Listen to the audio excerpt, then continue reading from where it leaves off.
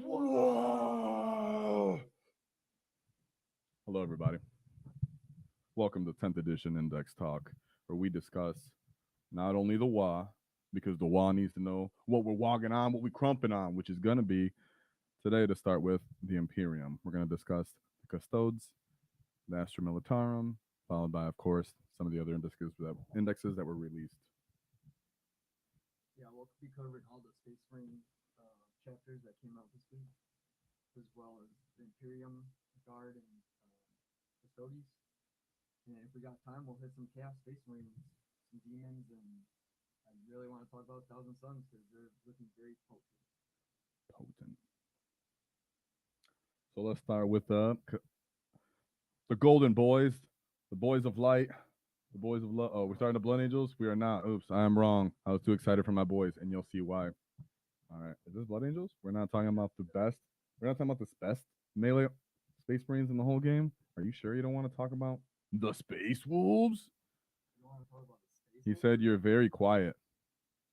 Who is? He's just saying we were very quiet. That's just what he said. Frank, if you could let us know who you can't hear or who's very quiet. Try to speak louder. Oh, James said yes, we are quiet. All right, we got James in the chat. What up, Jim? Yo. Let's go. Let's talk about the Space Marines for a bit, and then we'll talk about all the rest of the boys. But let's take a moment of silence, not a real silence, but a moment of silence for the Space Wolves being so left in the dust, right? As you guys can say, mics need to be louder, which is he's saying for you. Oh, pull it over to you. You can pull it towards you. Mm-hmm. You can reach over him. Is my mic sound all right, you guys? How's my mic going at this point? Is my mic sounding all right? Because I'm right here, this mic right up on me, and I'm ready to discuss this mic. No, I'm kidding. All right, is that better? Can you hear us better? Sound check on my boys.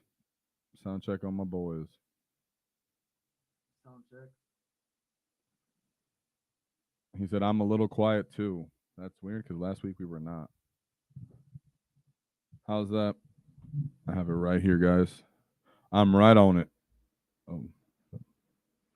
Give us our feedback, friends, so we know where we're failing. Could be a bit louder. Yeah, last week this wasn't the issue. So that's interesting to know this is the issue today, especially because I have this mic right in my face, as you can see.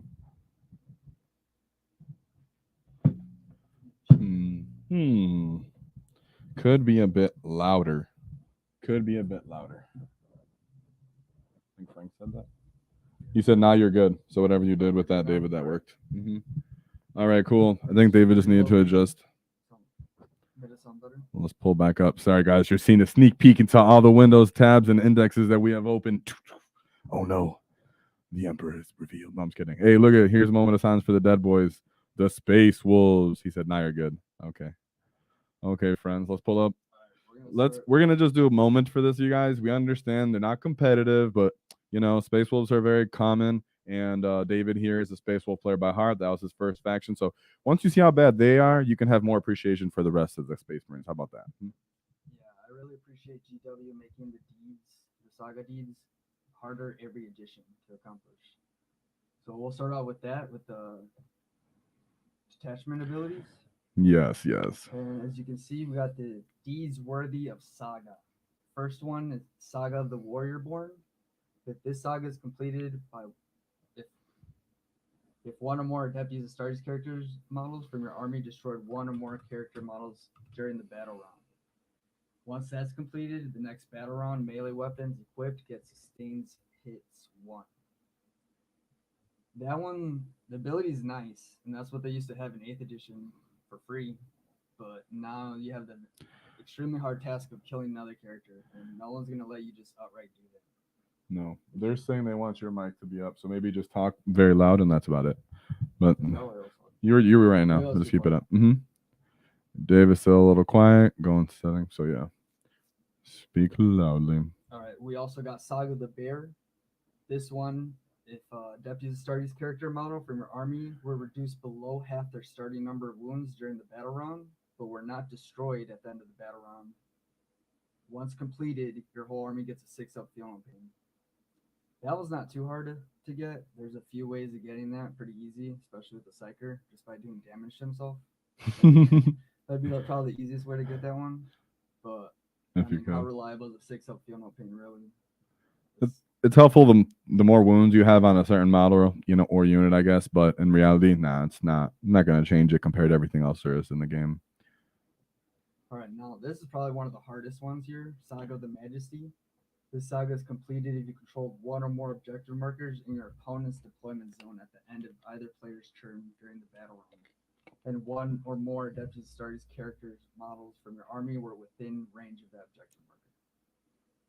Then, once completed, you improve the OC characteristic of all Adeptus Astartes models by 1. It's a nice bonus, but again, very hard to complete.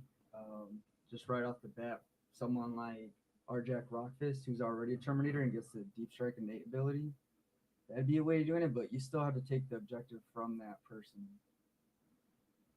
And then lastly, we got Saga the Beast Slayer. This one is completed if one or more Adeptus Astartes characters models from your army destroyed one or more monster or vehicle models during the battle run. And once completed, melee weapons equipped by Adeptus Astartes have the lethal hits ability. Against vehicle heavy list or demons with all the monsters, you could possibly get this one. But again, best case you're getting it by turn 2 and it doesn't activate till turn 3. So overall, these sagas, they just straight up suck, really. They're very hard to complete. The abilities, benefits are nice, but they're not like game changing. I mean, you're most likely going to lose the game or put yourself out of position just to achieve one of these. You just kind of have to let it come, and yeah, that's not coming till like the later turns, 4 or 5. I hate to say it, but as you guys will see soon, someone has to be the worst, at least for the indexes, and that happens to be Space Wolves. You can do so much more with just being a Blood Angel and even, frankly, a Dark Angel. So we're not going to get too much in it. I would say we can look at the Wolfen if we want to get a little sad face for one of the biggest hit units I've ever seen. I mean, my goodness, they went from being considerably terrifying to any unit, any model, any army in the game that likes to combat, and now Space Wolves are essentially fast orc boys. I mean, they're quite terrible in comparison to what they were. So it's giant L. Let's take a moment myself for the Wolfen. All right, now we move on. I think after Space Wolves, there's not too. Oh, if David wants to talk a little bit about how he likes Logan, that's true. Yeah, we can hit the characters real quick. It's probably one of the best things out of this index. Logan Grimnar. The high point on him is once per battle in your charge phase, you can re-roll charges for the entire army. And each time an Adeptus Astartes model from your army makes a melee attack, you re-roll the hit roll. So it's like a little mini wall call. Okay, that's true. It's nice. You can plug him in a Terminator unit. Every time he destroys an enemy unit, you gain a CP. So that would be very valuable in this low CP economy. Yeah. Besides him, the only one really worth talking about is Ragnar. Yeah. We won't cover this too long. Yeah. But he'd be nice because when you put him as a leader in a unit, you get to advance and charge. So putting him on a unit of Blade Guard sounds really nice to me. Combo that with a Land Raider. I'm not sure, would that allow it to advance and charge out of the Land Raider? Because I know the Land Raider rules, you get to make a move, but if Ragnar lets you advance, you'll still be eligible to charge, I'm sure, right? I believe so. I don't know why. I don't see why that wouldn't be the case, but yeah, I mean, Space Wolves, Ragnar, let's go. Arjak is an honorable mention in my opinion. I really like Arjak, but yeah, they're fluffy. You can do fluffy things with Space Wolves. I think they just, GW just went straight up. Let's make it all about the sagas and the theme, and not really care about competitiveness.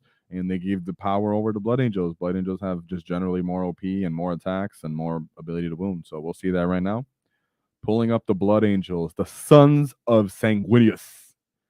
Also, before we continue, can the Son of Sanguinius pop in here, Chris? Can you show yourself for a second so our friends can see you? Chris Tech Lord, pop in for a second, just so people know you're here. Behind the scenes, we have our little tech Chris, our Chris Tech Lord. You guys know who that is, our resident Necron. Chris, you're not in the picture yet. Let your friends see you. So Christian will be talking later about his favorite Chaos Boys, the Spiky Bits. He likes his World Eaters. Yeah, so we'll be talking about them too. Chris is our little, we're spreading the love. Don't worry, this is gonna be going on for a while. That's why we're trying to move over. It's not that I don't like Space Wolves, it's that we got a lot of things to cover, and Xeno's coming out tomorrow, and then we're gonna stream again Friday. So let's keep this going. It came out 2/3 of the indexes this week. Yeah, we got a lot to cover. Fantastic. We won't get to everything. So the Sons of Sanguinius, right off the bat, the Red Thirst. Each time an Adeptus to start his unit from your army is selected to fight. If it made a charge move this turn until the end of that phase, add 1 to the strength and attack characteristics of the melee models in that unit. So it used to be +1. People are aware of that, but we don't need all that now in this edition. That'd be way too much with all the strength that we have increased. But they're coming in here looking like orcs on full battle WoW at all times, pretty much. So that's pretty nice because they get +1 strength and +1 attack. Yeah, I'm just over here appreciating that they get that just for playing the game. where Space Wolves have to actually get out of position just to play the game. Not worth the deeds. Yeah, that's. But let's check out some of their stratagems because they got some good ones here too. Me first. So for 1 CP, we got Angel Sacrifice. 1 Adeptus Astartes character from your army that was just destroyed can use this. Until the end of that phase, each time an Adeptus unit makes an attack that targets an enemy unit that just destroyed your character, you can reroll the hit roll. So you can get the vengeance pretty much for what's going on there. Yeah, that could be useful if someone precisions your character. Just have some out of your unit. That'd be quite unfortunate. Or I have you'll see with some of the other characters once we get them going, you'll see where else this is coming to play. Because some characters you can say definitely make an angel sacrifice. So we can continue to Armor of Contempt. That's something that every Space Marine has. Reduce AP by 1. That's very nice. We appreciate that. I'm glad that they made it clear that everybody's going to have that and they're not left out. That would be very unfortunate. Yeah, that's a must for Space Marine Army. 3-up save. You get really good saves. The durability is worth it. Yes, sir. Then we have Aggressive Onslaught. For 1 CP in the fight phase, 1 Adeptus to start his unit. Just before that unit consolidates until the end of that phase, each time that unit makes a consolidation move, you can move up to 6 instead of 3. Providing your unit ends consolidation move in unit coherency and within engagement of 1 or more enemy units. So you can just keep that momentum going on. Everybody knows we lost a little bit of that niche movement in the fight phase between charging, between pile-ins. So we can get more inches just from consolidating, especially if we can go touch someone else. Space Marines, anybody would really love that if you're a combat army. Yeah, I like that this doesn't have the condition that you have to consolidate into another enemy unit. So I think you could just get closer to objective if that's possible. So some other rules do actually restrict that. And this last stratagem is really good. There's a lot of good units that could use this one. In the fight phase, 1 Adeptus Astartes unit from your army that has not been selected to fight this phase. Until the end of that phase, melee weapons equipped by models in that unit have the lance and lethal hit abilities. So that's +1 to wound and auto hits, right? Auto ones? Is that lethal? That's auto wounding. Mm-hmm. Yeah, and auto wounding. My goodness. So actually, looks like they came right back. 9th edition, 8th edition rules for 1 CP or 1 captain ability, whatever you want it to be. You can come back and just be the good old fashioned Blood Angels, and you still get that +1 strength that they have as well this edition. So that's an amazing 1 CP strat that you're going to be using every turn, most likely. Yeah, you're going to be throwing this on a Sanguinary Guard or Death Company unit every turn. And Chris? So, you have to speak loudly into the mic. So when you compare these strats to the Gladius, Task Force strats, the regular Marines actually have the Lance as a stratagem too, but they also have obviously advanced charge for a turn, and they have a strat so you can put a unit into advanced charge. So regular Marine, it's hard to compare when I'm looking at these lists because you can take Blood Angels in the normal detachment and still give everyone advanced charge for a single turn, the whole army, and then routinely each turn you pick 1 unit to advanced charge. So it's hard to compare when it comes to. You the still detachments. don't get +1 attack though for that detachment, right? So you still get +1 attack, and not to mention whatever weapon these Blood Angel units are equipped with, they're gonna get +1 strength to that and +1 attack, and then you get the shred on top of that. So it could be +2 to wound compared to what it used to be last edition. Even though I'm not talking about with vehicles, there's still gonna be a problem to an extent. I'm saying against elite enemy infantry or low infantry. My goodness, you come in there and you're picking up hordes like nothing. You're like, what? You're T5? That doesn't matter to me. So that's still quite amazing. Christian brings up a great point, but Blood Angel still coming in hitting extra hard. I believe one of the characters gives them advance in charge too. Yeah, we'll get to that. We'll get to it. We'll get to them. But here are the enhancements for the Blood Angels. Oh, and then we have these. They have these two. They're the same. It's the Oh, they have only adeptus do the end. We know about that, and relentless assault. So if you wanna, you can fall back and still charge, which is great, right? Because if you're a Blood Angel, the best way to get you not Blood Angeled in the face, not get your skull crushed in, not get your blood drank, is to touch them, right? You touch them, they lose the passive ability they get from charging, right? You come in, they hit you super hard. But if you go and tap into them with the back of your butt a little bit, get them in combat, touch one guy, and they don't get +1 attack, +1 strength, yeah, that's a good way to stop that. But Blood Angel character can say, hey, go ahead and do that. I'm going to fall back and charge anyways. So that's very nice. That's not something they had access to as easily before. Actually, they never had that before. So we can move on to the enhancements. I just really wanted to mention they have fall back and charge. yeah, that's key for melee army, especially if you get stuck in with something you want to fight. Let's not forget the ability to fly. All right, we got the enhancements next. First one, adeptus Astartes model only. Improve the armor penetration characteristic of the bear's weapons by 1, and the bear has a save characteristic of 2 plus. For some reason, you're unable to be heard. Oh, really? That's so weird. Did you check your mic if something was pressed on the back of it? Because you were right in him. Under the back. Yeah. Is David's mic okay Do I yet? sound better now? What's up, Frank? Frank, can you hear me? Frank. He's working on it right now. Now you hear him? You can hear me now? What's going on? Is everybody, we still okay? Yeah. Is the volume all right? Can you hear me? All right. We'll continue on. We got confirmation. Remember, at any point, you guys jump in as well. I know you guys are out there hobbying. I know you guys are just listening as our friends, so we appreciate it. But remember, jump in at any time, mention something you notice or you like or you've seen. We know that you guys are very aware, especially as you guys are our friendly Space Marine players. So, hey, what's up? You know, And don't worry, James. We can get into Dark Angels right after this if you want. we probably will, to be honest, because my goodness, Oof. my goodness, with Dark Angels and They are a mean army. There's some really bad matchups out one there. big bad boy is what we're Specific- going to talk about. Sorry, we're getting distracted. Yeah. I mean, Blood Angels are freaking amazing, to be honest. I think just saying it right now, full of cards on the table, I still think Blood Angels are better overall, unless the Primarch carries you to the victory, which we'll find out later. So let's talk about the enhancements. David, do you want to discuss some of the enhancements? Yeah. The next one, Visage of Death. This is a Adeptus Astartes model only, while an enemy unit, excluding monsters and vehicles, is within engagement range of the bear's unit, have the objective control characteristic of models in that unit. That could be handy. Take an objective away from an opponent towards the end of a turn on your turn.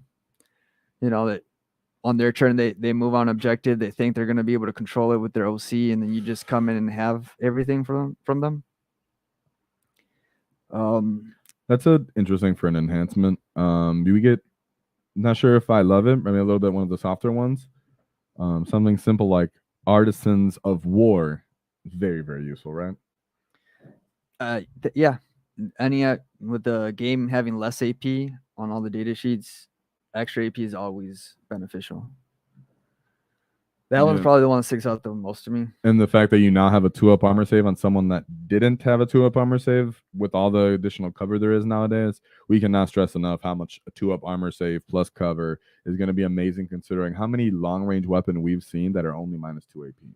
I just want to bring that up. Like, I know it's okay for Space Marine players, our friends play Space Marine players, to be like, oh yeah, and just overlook what a 2-up armor save is. But from someone who doesn't play Space Marines regularly, I tell you, with looking at the Tyranids AP and everything, that additional armor is a big deal. So you have someone that hits super hard, like a Blood Angels captain or someone that was not added. You now give them a better armor save and you give them more AP. I mean, you're coming in here with someone that has more AP than anybody else, and you'll find that out soon when you see the other data sheets and everything. So, Well, stack that too with armor of contempt. oh my You're goodness. really annoying to shift out. Oh, yep. Armor of Contempt. There you go. Taking 2-up saves, baby. So I just wanted to say that, as in, don't limit yourselves or anybody or the list that you're going to come up against thinking you're only going to see the name characters. You know, the people that have 3-up armor saves are so viable because you can give them a 2-up armor save, and that actually really does matter. And next one, Archangel's Shard. Very matchup dependent. The Bear's melee weapon has anti-chaos 5+, and lance abilities. Very situational. I wouldn't take that one unless all of a sudden we're in a chaos heavy meta. Yep. Well, you know, we got a little sneak peek of how big those giant greater demons are. That could be scary. The Chaos Knights are also pretty scary. Yeah, so we may have just contradicted ourselves within 1 second of thinking about that. So are Thousand Suns, yeah. Yeah. So, woo, that might be good, guys. That might be good. Christian, do you have anything to say? I see you back there looking beautiful. Yeah, or Chaos Space Marine. As a Chaos player. Well, I mean, Lance already gives +1 to wounds, so it was going to wound on 6s and wounds on 5s anyway. So anti-chaos seems kind of irrelevant unless you have devastating wounds. That's the only time it would come in handy, because then you'd have mortal wounds on 5s to wound instead of 6s. But otherwise, that enhancement's basically just +1 to wound in the first turn you charge. Okay. I didn't notice that. Last one, Icon of Angel. Each time an enemy unit, excluding monsters and vehicles, within engagement range of the bear's unit is selected to fall back, models in that enemy unit must take a desperate escape test, as if their unit was battle shocked. When doing so, if that enemy unit is also battle shocked by other means, subtract 1 from each of those desperate escape tests. I just think this is not going to be very often used. I mean, it's nice, it's whatever it is, but looks like they were just trying to fill up a 4th slot, as not to sound rude. It was just, if you can only get so many of these, why would you take this one over the other ones, in my opinion? Yeah, I would not take this one. You're getting too much variables and odds to the dice in your enemy. And we still don't even know how many points these enhancements are going to cost. I think a better enhancement to bring in would have been their the Relic Bearer +2 movement for jump pack. Like, that one was key for for Blood Angels 9th edition. So see that go away is gonna be really impactful in their movement phase, going down 2 inches on basically everything they have in their army. The only thing that helps contradict that is the ability to fall back and charge now, right? You know, fall forward, how that works. When you know you can fall forward and charge, that's going to be in it. So yes, getting there initially might be a little harder, like Christian said. That's very true, especially the fact that you have to fly over terrain now, right? So they took that away so that Blood Angels can't turn 1 and probably ballist you with their whole army. So that's a good point, Christian. I'm glad they don't have that. All right, first leader here. We got Commander Dante. We look at his profile for ranged weapon. It's only 6 inches, but he's going to be in melee most of the time anyways. So you will get a chance to shoot that, considering it's a pistol. So it's 1 shot, sustain hits D3. It's a little unique. 2-up ballistic skill, strength 8, -4, D6, and it's a Melta 2. So if you're in combat shooting this, it's D6 +2. Then when he actually fights you with the Axe of Mortalis, it gets lethal hits, 8 attacks, 2-up ballistic skill, strength 7, -3 AP, and 2 damage.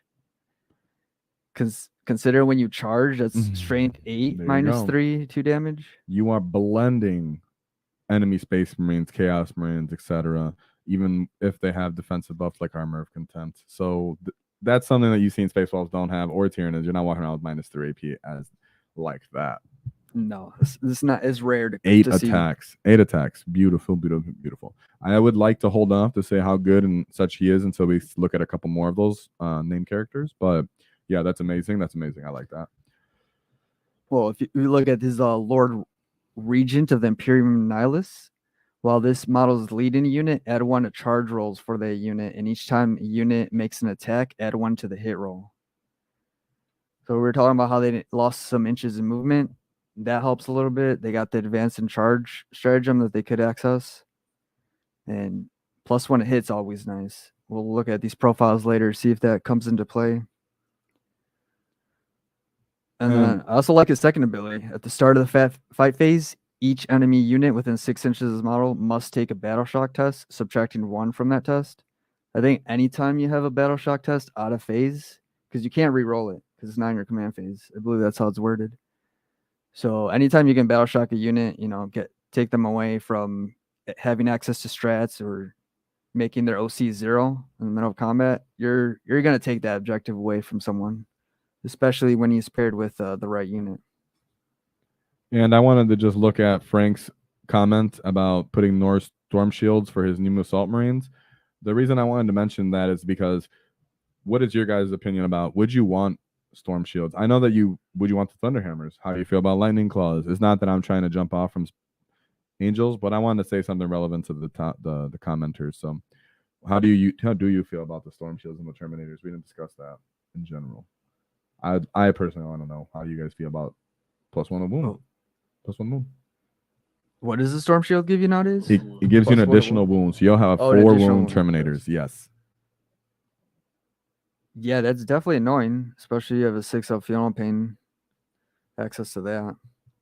You got anything? I'm saying, do you really? Of course, we have to see points, but I'm saying, do you guys really think an additional wound is going to be completely worth it with a thunderhammer now hitting on 4s, not being very reliable as for what it's going to do? I'm not saying not bring it. I do see the point. I just like to hear people's comments as well.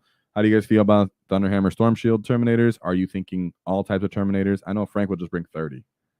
I think personally it's pretty great because you see every single Dreadnought in this game has flat 3 damage now. There's no D3 +3, so you can actually throw those kind of units into Dreadnoughts or light vehicles, and they'll actually live a wound. So it's basically doubling the wounds versus vehicles that they usually run into your last edition. So against your usual targets, it's pretty much just doubling the amount of wounds characteristic you have. And the +1 of wound on top of the +1 toughness, like Frank is saying, just nice to feel overall. A Terminator is gonna feel tremendously different.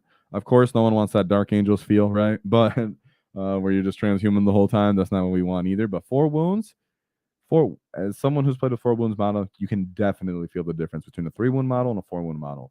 When I feel no pain's involved, it just gets tremendously worse. And as Chris said, there's a lot of 3 damage we've seen in this game, but we haven't seen a lot of 4 unless you're talking about supreme commanders like a Gaz or a Gilliman.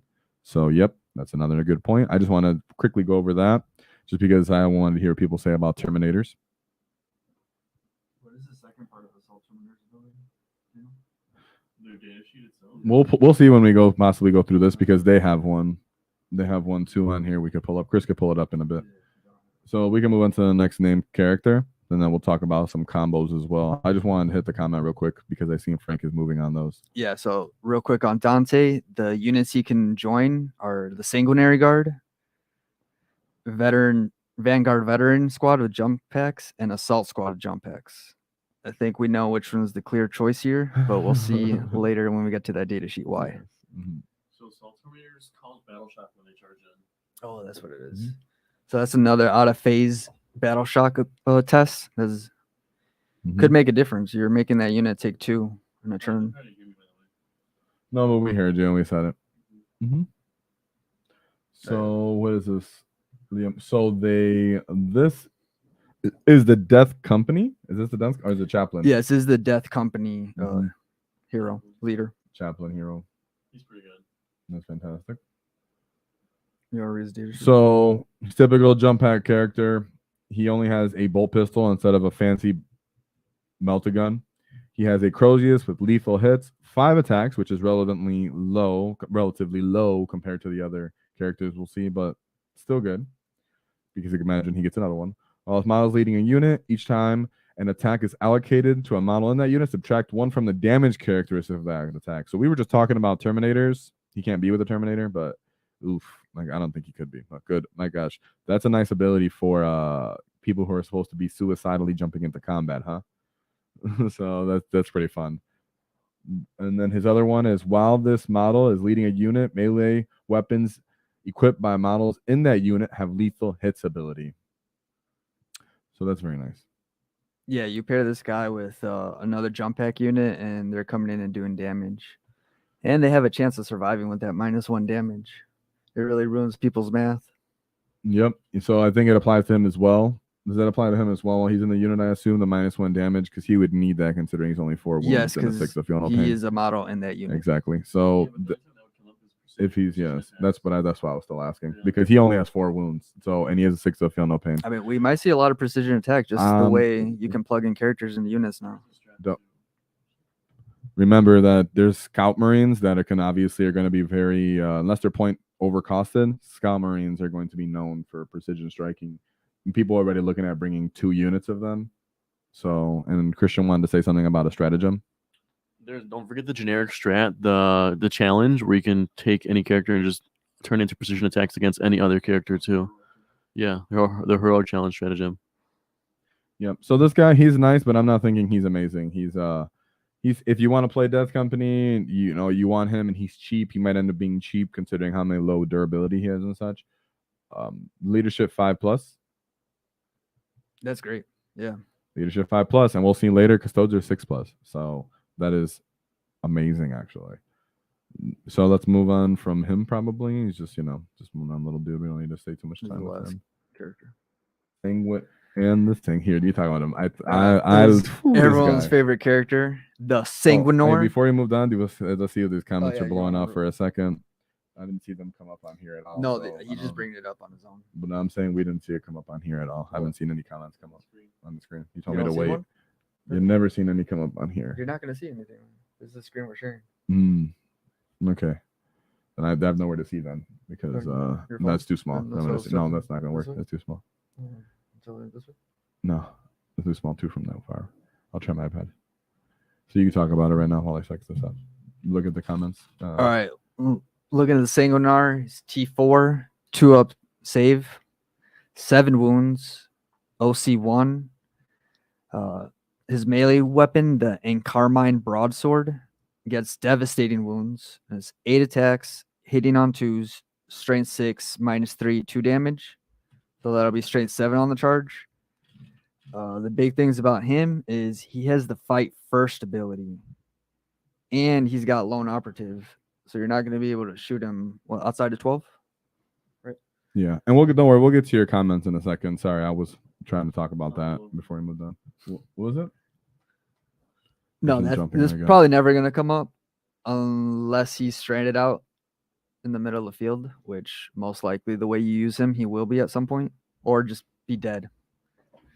You look at his abilities, and he gives adeptus astartes units within 6 inches reroll battle shock and leadership test taken for that unit. I mean, we'll see how big of an impact battle shock has to the game. It's looking like it will be. So being able to re-roll this, especially with all the out of phase battle shock abilities out there, will be very good. Because if you're not in your command phase for battle shock test, you cannot re-roll that. So his real ability is this miraculous survivor ability. That's really what I want to talk about. Yes. Once per battle, at the end of your opponent's charge phase, if this model is still in reserves, you can select one enemy unit that has made a charge move this phase, set this model up on the battlefield within engagement range. Boom. You're getting a suicidal angel coming in there ready to fight. So if we go back to that stratagem from earlier, that's where you kind of get a little bit of play as well. So I can remember from the angel sacrifice. So we were talking about this. Look who just appears on the battlefield wherever you need him to be an angel sacrifice. And then you can follow by using the strat to continue the momentum with angel sacrifice or aggressive onslaught. So imagine you end up on the field, you can drop an angel killing angel from heaven anywhere on the battlefield.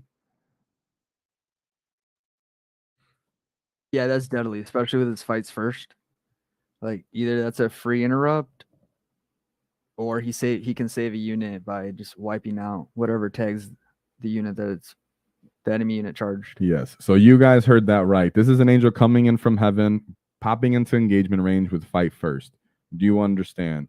You're going to come in thinking you're fighting someone, pushing a weak flank. He's going to come out of nowhere and smash you. And Christian wants to say Yeah, something about this? You can't mess with the sanguinar. Look how majestic he looks back here. So one thing I just want to mention when it comes to all the battle shock tests, the common leadership breakpoint you see is leadership 6. And the odds of rolling less than a 6 on 2 dice is about 27% chance. So whenever these abilities look cool, the odds of them actually happening are only really 1 out of 4. So it's never something that I would actually rely on. Unless you get something like you have some leadership minus debuff until like leadership 8, because until you're rolling a 7 or less, it's not really something that's odds are it's going to happen. It's just kind of like a nice to see it, but it's not something that I would ever actually consider into my battle plan. Exactly. And Christian, I think you should talk more clearly and less like this. With your own voice. Just so you know, this is gonna come up on the audio different. I found out with me. And also now I want to talk about what Frank said, Frank Russo. Anyone else notice that the Redemptor Dreadnought is -1? It doesn't state that it can be reduced to 0. Volgren says a minimum of 1. I'm pretty sure since what we've seen with GW, they're trying to make everything 1. Leaning more into this is a typo. I don't think they're gonna have variation rules like that and make things confusing. You can see they've been intentionally removing these kind of misunderstanding of very similar rules. That's why we have stuff like lethal hits and everything that are now keywords, so that you don't have to don't have to mess up so often, or don't have the ability to mess up so often with retyping. So most likely what happened is just a different team wrote this book out and forgot that. So I really don't think there's going to be a difference in the damage mitigation. Right. That's just not in the spirit of the game to reduce damage to 0. Yeah. We've seen other rules where it says you take the damage and wipe it out clean. It's not worded anywhere nearly to that extent, so I don't think that's what they meant either. Yeah, but still, it's good you bring it up though, because that's something that people will bring up later, and if we don't look out for that errata or that change or then people might end up trying to use that and try not to act like there's a difference. So it is something to notice, but I think the game is moving away from that in general.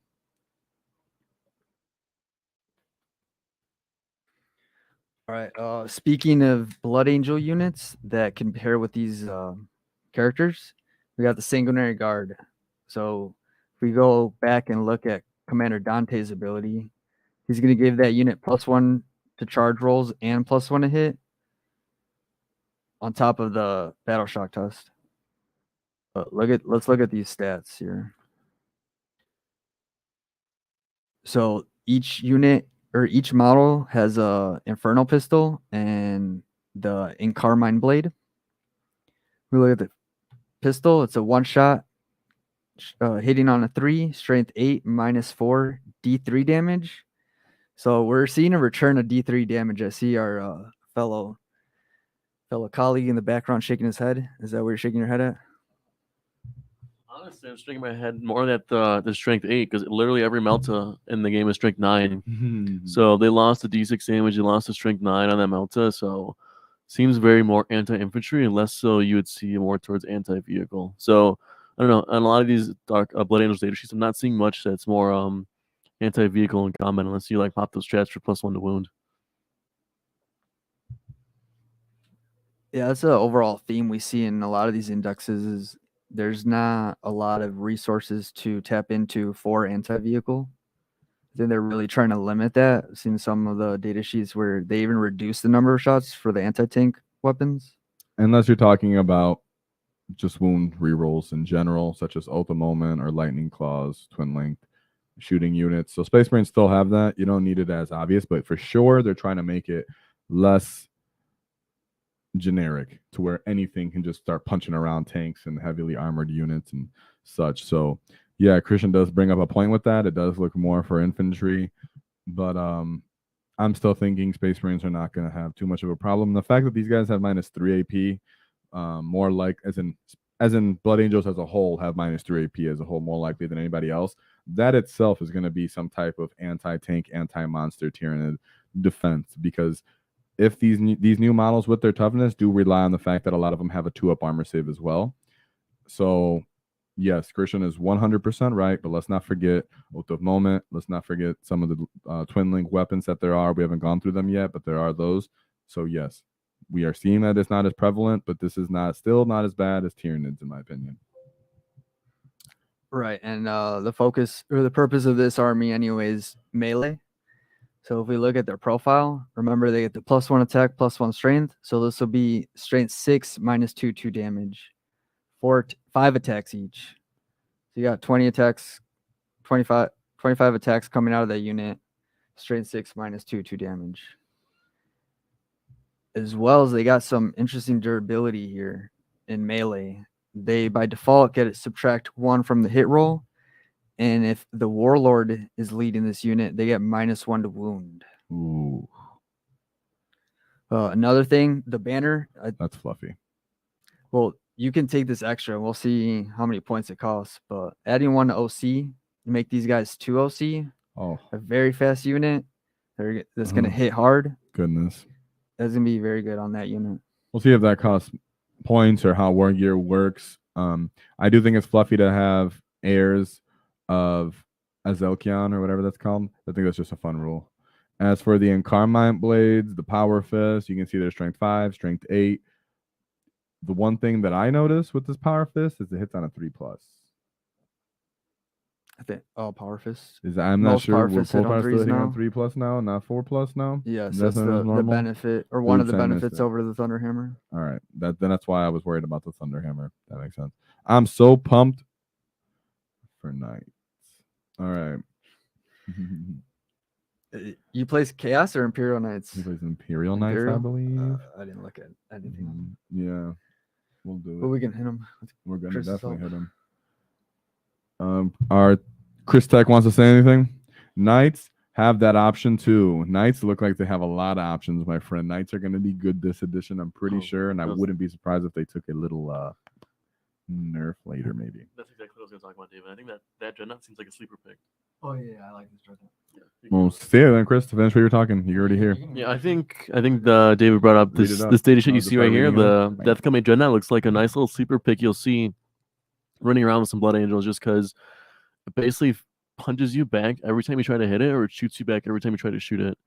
So you get this thing just up front too, and has a toughness sign, which is better than that breakpoint of strength that you've seen a lot of these weapons. And then say you give it like a flamer or something, or just a meltagun. Every time it gets shot, you can shoot back whatever you want. You don't actually have to shoot back whatever shot you. So it's a nice little thing that's just a little annoyance that your opponent almost can't ignore. Because as of right now, there's a little debate if you can. In the core rules, it says you can only fight once per turn, but just like in ninth, there's some things that can get around that. So this thing might be able to fight multiple times per fight phase. We'll have to see a clarification on this because there's a couple models that are like, I get to endlessly fight. And we've seen with Bragg from the Imperial Guard. He's one of those guys from the Gaunt's Ghost. He had the infinite grenade strat ability or infinite grenade ability that he had accidentally, and they got rid of that. So I wouldn't be surprised if they were trying to get rid of this. But that being said, it's still a nice ability to be able to fight when you're being attacked when you're a Dreadnought because you're not always going to die. This guy Oslo's T9 with the 6-up Feel No Pain.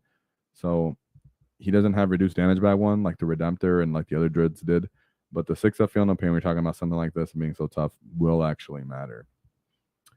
His passive abilities were nice. David? I'm looking at his war gear abilities. If you War gear. want to have a little fun here, You want to punch a knight, you mean? You could, yes. We were talking about how not having a lot of options for anti-tank. Well, you look at his twin Furioso Fist, 5 attacks, 6 attacks on the charge, hitting on 3s, strength 12, -3, 3 damage, and it's twin linked. If you give him the Magna Grapple, you could deep strike him and set up for a 7-inch charge because that gives him +2 to his charge rolls against monsters and vehicles, Ooh. which would be his purpose, right? Yes. I would definitely try to get him into an Imperial Knight. An Arbinger out there, or what are those little boys called? The Helvrins. The Helvrins. Yeah. So yeah, and he's actually strength 13 on the charge, which does right. matter. Yes. So 13, my goodness. I think someone I've seen with a 13 is what's that big Chaos Lord of War Christian? The Skull Lord of Skulls is toughness 13. So yes, that's why I bring that up. He's actually strength 13 on the charge, which is why I don't bring that up. Right. Most tough things are 12. The only one I've seen at 13 is Lord of Skulls, and Sampa, I believe, is 14. So yeah, maybe running one of these would be yeah. ideal. So this guy, and he actually has OC. No offense to Oh. bring up Space Wolves again, but the Space Wolves Wolfen had no OC, mind you. So I just wanted to bring that up again. He has access to the strats we talked about earlier. So he has a 2-up armor save, like I've been talking about. That's going to be something Space Marine players are really going to enjoy, having all this 2-up armor everywhere and having Armor of Contempt at their disposal. So who else do we got? Death Company Marines with the jump packs. We already seen their Champlain, so these guys are gonna do their thing. I like that they still have Thunder Hammers. They still have access to their weapons. Their ability is the Black Rage. Each time a model in this unit makes an attack, you can re-roll the hit roll. While this unit is not within 12 inches of one or more friendly Chaplain models, it cannot be selected to fall back. To fall back. And the objective control of the characteristics of these models is 0. So if he's not within a Chaplain, these guys lose their mind and have 0 OC. You can also reroll charge rolls for this unit. So that's nice. We'll see on points the difference between them and other jump pack units. So they're just doing what they do. And a lot of attacks. 3, 4, and then +1 for being a Blood Angel. My goodness, that's very nice. Cannot get over the fact that, remember, when you're looking at all these data sheets, know that Blood Angels are +1 strength and +1 attack on the charge. So they are tough. They're just toughest and they hit hard, actually. And we are going to move on from Blood Angels? Just to touch on the Death Company with Lamarties leading them. You subtract 1 from damage of attacks and they gain lethal hits. How many attacks do they have each? Yeah, 5 attacks each. So 25, and you get lethal hits and your reroll charges. That could be viable. Yes, it can. And like Jim brings up, vehicles can get cover. So those dreadnoughts having cover, Armor of Contempt, you guys are going to feel that. We're trying to bring up the other dreads. Obviously, people know that the big dreads are fantastic. We just wanted to get some light on this little dread, old school. And there's a Librarian dread as well. This guy's actually pretty cool. Yeah, I think Librarian dread's going to be great. Dave, you want to go over this since you brought him up? Librarian Dreadnought. His abilities are Shield of Sanguinius, Psychic Power. While a friendly Adeptus Astartes unit is within 6, models in that unit have a 5-up Funeral Pain against mortal and psychic attacks.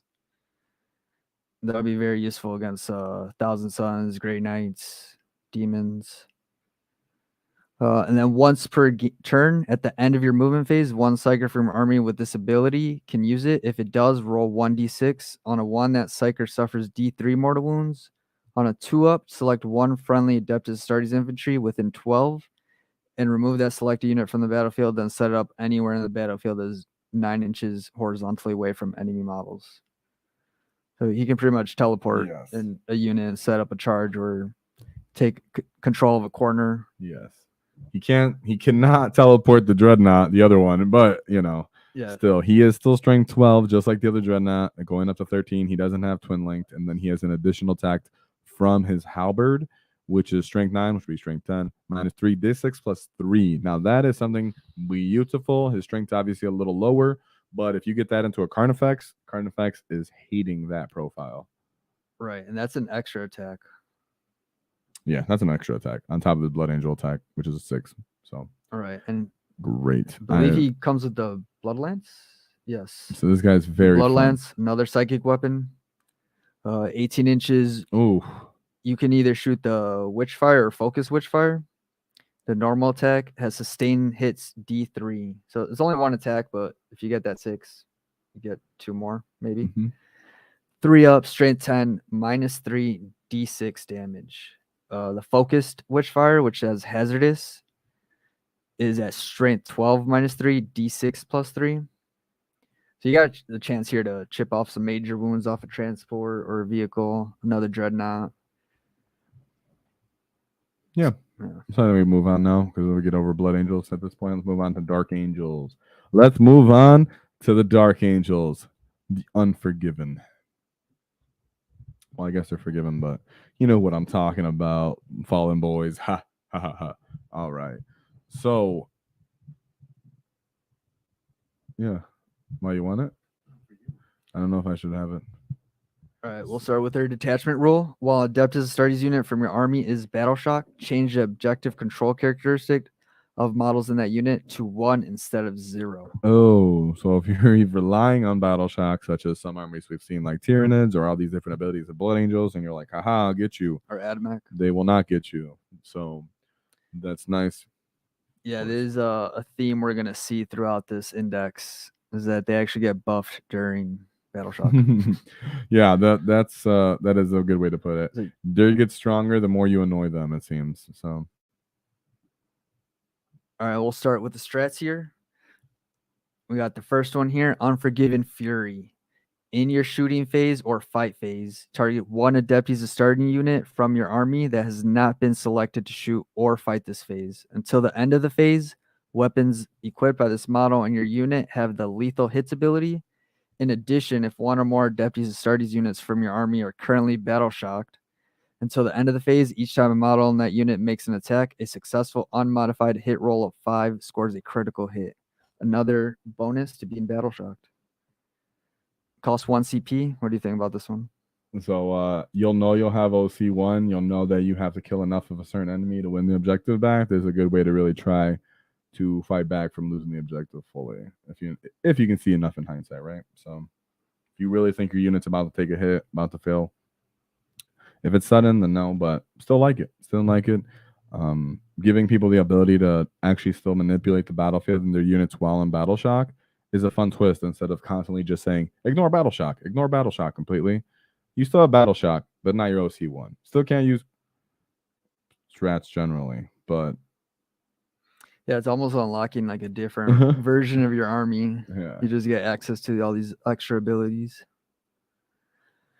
Mhm. We see they also get armor contempt, which is pretty Yeah. common.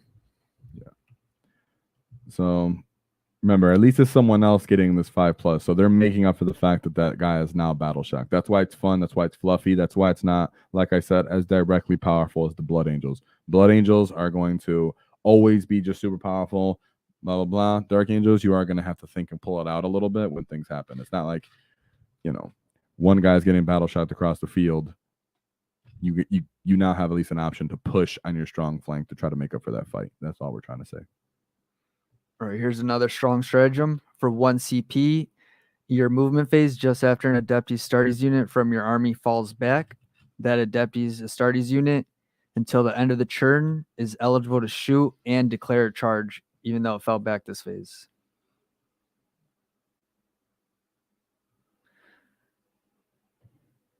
Fall back and shoot and declare a charge. My goodness. So Blood Angels only have fall back and charge. Fall back and shoot. We obviously know what that's for. That's for the bikes. It's for the Raven Ring detachments. You can still play them that kind of way. I know that's not what they're in. We haven't seen that they're having that detachment named that way. I'm just saying, so Jim knows this is so your bike guys can still fall back and shoot. Anything else involved in that? Only 1 CP. Freaking beautiful, in my opinion. That's a beautiful strat. Enough said about that, to be honest.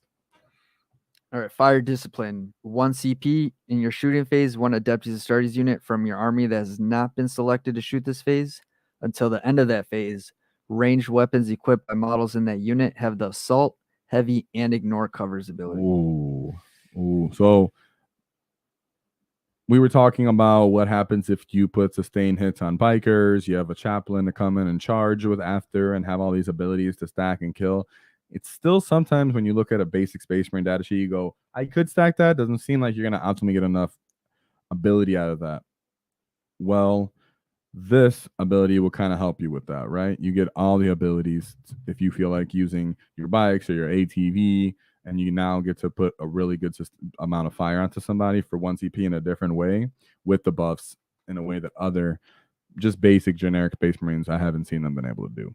So this is something I see more for your bikers, your ATV, maybe your vehicles.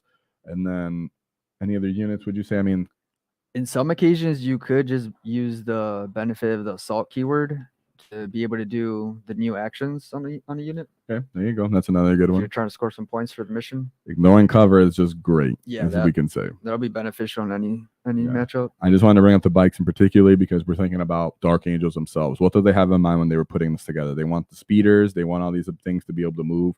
Obviously, the land speeders plus this ability is going to be nasty. And of course, Desolators. We know whenever we're talking about Whenever we're talking about Space Marines, we know Desolators are good in every single way. Anybody disagree? Is there anything in the ether that we're not aware of? No. So any ability that's good, just know with Desolators, they're better. We'll just assume that Imperial Guard and direct fire them all off the battlefield. Yeah, Okay, my I'm just Space Wolves kidding. list will definitely be bringing 30 of those. 30 of those, that makes sense for Space Wolves, that we can get the sagas going. Just kidding. All right. Can they even go to 10 now? Dude, I think they still go. Does that Desolator still go to 10? So we can move on now to the next thing. Grim Retribution. All right, Grim Retribution for 1 CP. Your opponent's shooting phase just after enemy is shot. 1 Adeptus Astartes unit from your army that had 1 or models destroyed as a result of the attacking unit's attacks. Your unit can shoot as if it were your shooting phase, but it must target the enemy unit that just attacked it. It can only do so if the enemy unit is an eligible target. So you pretty much got to shoot someone back in their own shooting phase. That's very powerful. Yes. Yes. And a Dark Angels feeling. And Desolators can still be 10 models. So you know what? That guard unit indirects you. You indirect them right back and you don't lose any before you lose another unit. If you take out one of their units before you lose enough models. So hey, just solve that problem, huh? Within one stratagem. Yeah, you So just have a large scale indirect fire matchup. yeah, just start taking everybody out for them taking the hot shots at you. So Grim could do that. Retribution, Dark Angels, I'm liking them, right? You know, Blood Angels, you know what you're getting from Blood Angels. You're coming in there, you're hitting very hard. I like that you're getting some ranged abilities, and you'll see they have fighting too. Dark Angels are not missing, and we already know they have the Primarch. So at the end of this conversation, if you want to argue with me about who's better, Blood Angels or Dark Angels, I might be open to hear you. Because the more I'm looking at this, the more I can go, okay, very skilled player might be able to come around with a lot of different ways to maneuver this. Blood Angels, it just seems like anybody knows how to come in there and punch you, though. So Unbreakable Lines. Unbreakable Lines for 1 CP. Your opponent's charge phase just after an enemy unit ends a charge move. 1 Adeptus Astartes unit from your army within engagement range of that enemy. Until the end of the turn, each time an attack is allocated to a model in your unit, subtract 1 from the damage characteristic of that attack. So again, these type of strats are going to be really good on multi-wound models. Your Terminators at 3. Your Deathwing Knights are at 4 wounds, so that's going to be extremely annoying to shift that unit. And the Deathwing Knights have built-in -1 damage already, so I doubt they want you to just ignore 1 and 2 damage completely and just say you can only hit me if you do a 3 damage attack to me. That seems kind of obscene if that were true. Yeah, another example of a rule that GW is going to have to clean up for us. Yeah, we've seen this a couple times, but now we know, based off what we've seen overall from GW, is that they're trying to clear this kind of stuff up. So if you know a friend or you know somebody and they're questioning you on it, let's just go with the positive, the benefit of the doubt, and assume it was a mistake and continue on with what we assume the general consensus is going to be. Yeah. Right. Like Chris said, they're a small company and they pushed out all these rules in 1 week. So we got to give them some wiggle room here. And -2 damage in a fight. Yes, Jim. Yes, yes, yes. We love that. And so and then I said yes. ATV attack bikes kind of do that. Yep. I'm enjoying the flexibility they're giving you, the Dark Angels. That way you can still use your bikers. I know some Dark Angel players are wondering, am I going to be all Terminators? Am I going to be all bikers? Looks like they considered both of those things and gave a little bit of both when they're giving strats. Yeah, Jim, and let us know which one of these enhancements you like. We'll start covering them with the first one, Shroud of Heroes. An Adeptus Astartes model only. The first time the bearer is destroyed, roll 1d6 at the end of the phase. On a 2-up, set the bearer back up on the battlefield as close as possible to where it was and not within engagement range of any enemy units, with 3 wounds remaining. If the bearer was battle shocked when it was destroyed, it is instead returned to full wounds. Another example of battle shock being in the benefit of Dark Angels. Ooh. I just think about something too. Just real quick. I just think about the admech rule, where their detachment rule in the first battle round for every enemy in your opponent's deployment zone, they choose whether to take a battle shock test or take D3 mortal wounds. Dark Angels just battle shock the entire army. Exactly. I was okay. And you guys are saying Talon Master with Shroud of Heroes. Excuse me? Excuse me, I was waiting to say that because they would want to bring the admech thing on. That's hilarious, but I just wanted to reread that again. That there was no infantry keyword put in there, but there was not. This is something you're going to see on a Talon Master. I'm thinking you're going to have more than one Talon Master because that's already a rule we can talk about that's going to give people headaches. But Talon Master with this, goodness. Okay, so we can move on. He said he likes the bear, That's the banner. the banner. Mm-hmm. The Pennant of Remembrance. Blade Guard Ancient, Primaris Ancient, or Terminator Ancient model only. While the bearer's leading unit, models in that unit have a Feel Pain 6-up ability. While this unit is battle shocked, models in that unit have the Feel Pain 4-up ability instead. Ho. That's gross. So 4-up. Now, yeah, it didn't say only against mortals either. We'll have to look at. Okay, Terminator Ancient. Okay, so you can put this with Terminators. Yes. Oh goodness. Because at first I was like, we'll see what units this go to, but now we see this. So what are we saying? We're gonna have to check mark this. Are we saying we're gonna have -2 of damage and the ability to have a 4 Feeling Pain? Are these guys gonna be just unkillable? Is that what we're thinking? That could be a thing. We'll find out. Bam. All right. So Stubborn Tenacity is another one.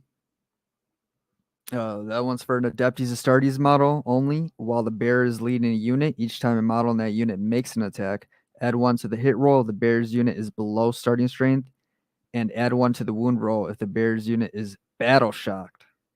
Okay. Another thing that relies a little bit on battle shock. Not in love with it. Yeah, I wouldn't take this one.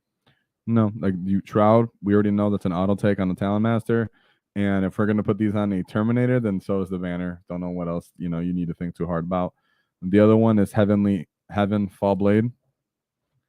That's for an Adeptus Astartes model only. Add 1 to the attacks, strength, and damage characteristic of the bearer's melee weapons. While the bearer's battle shock, add 2 to the attacks, strength, and damage characteristics of that bearer's melee weapon instead. So we Shroud of Heroes, boom. Penitent of Remembrance, boom. Yeah, these units are going to be very expensive, so you're not going to have that many points to be spending on enhancements. No. And you got 2 clear winners. I don't think there's much discussion to be had. Nope. So that's another one. I see you, Jim. Don't worry. Down, you see what Jim said?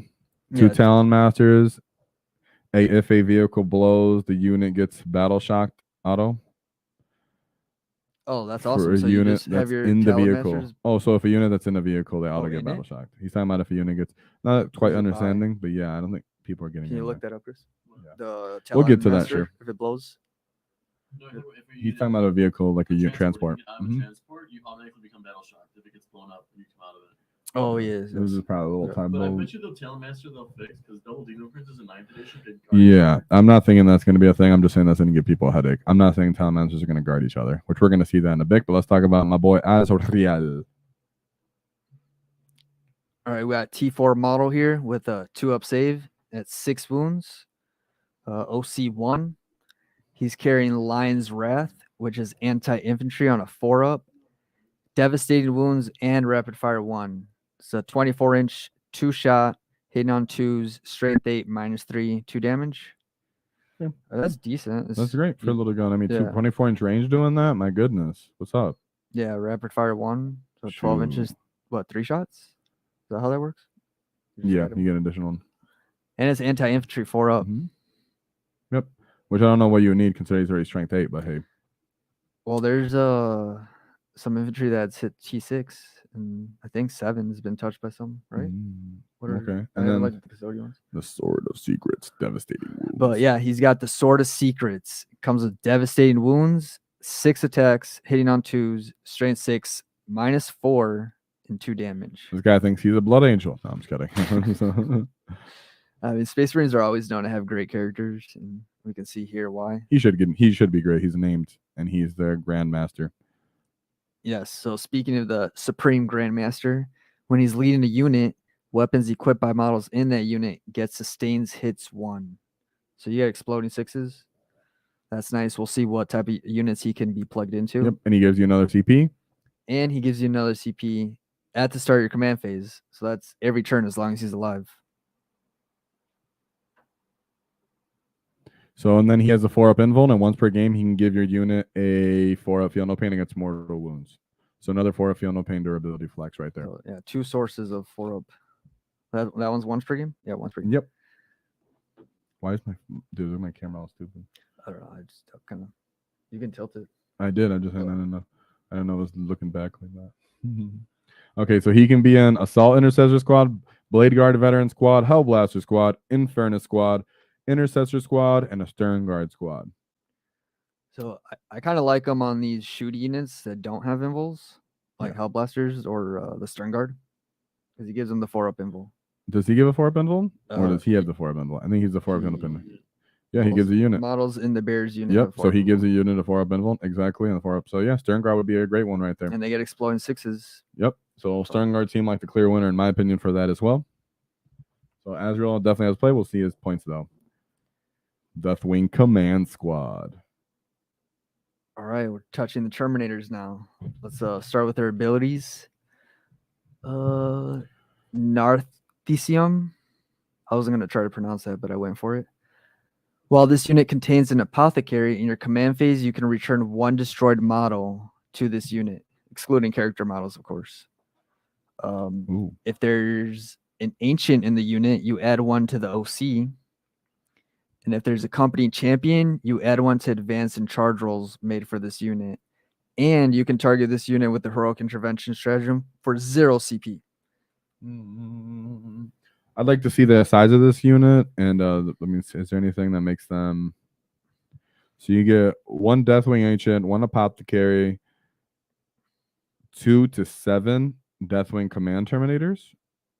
So you can increase the size of the squad, and that's how you get that Deathwing, that extra ability from that banner on your guy, like we were talking about earlier.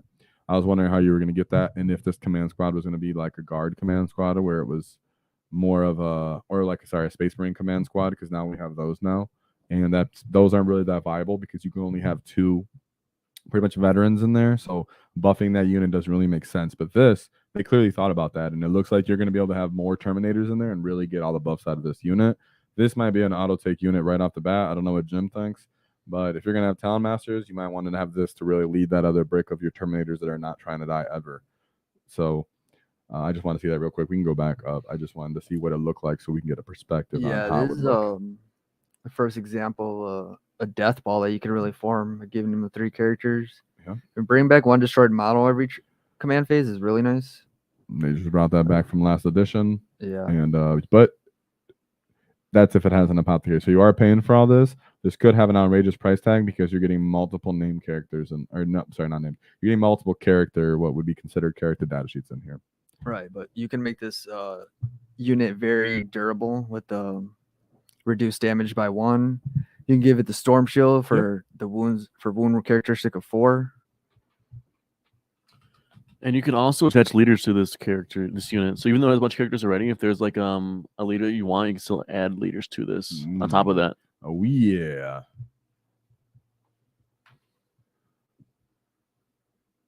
Not Azrael, but yes. Here we got the Deathwing Terminator Squad. The stats look relatively the same. 5 toughness, 2 up save, 2 up save, 3 wounds. Yeah, so it'll just be the abilities that differ on this unit. So they have the Deathwing ability. Each time a model in this unit makes an attack, you can ignore any or all modifiers to that attack's ballistic skill or weapon skill characteristic and or the hit roll. In addition, each time a model in this unit makes an attack that target the enemy unit you selected at the start of the command phase for the Oath of Moment ability, add 1 to the hit roll. Oof. So what they did here is they combined your Terminator unit and your Assault Squad Terminators with the ability and the loadouts, because these guys have that ignore weapon skill and ballistic skill with thunder hammers and shields. That's kind of nice. Yep, it is. It looks like they're doing good with how they're picking this up. They're giving it the flavor it should have, but they're also making it nice, strong, viable, and different in its own way. So that's pretty awesome. Yeah, they're giving you reasons to take different units over the others, depending on the situation.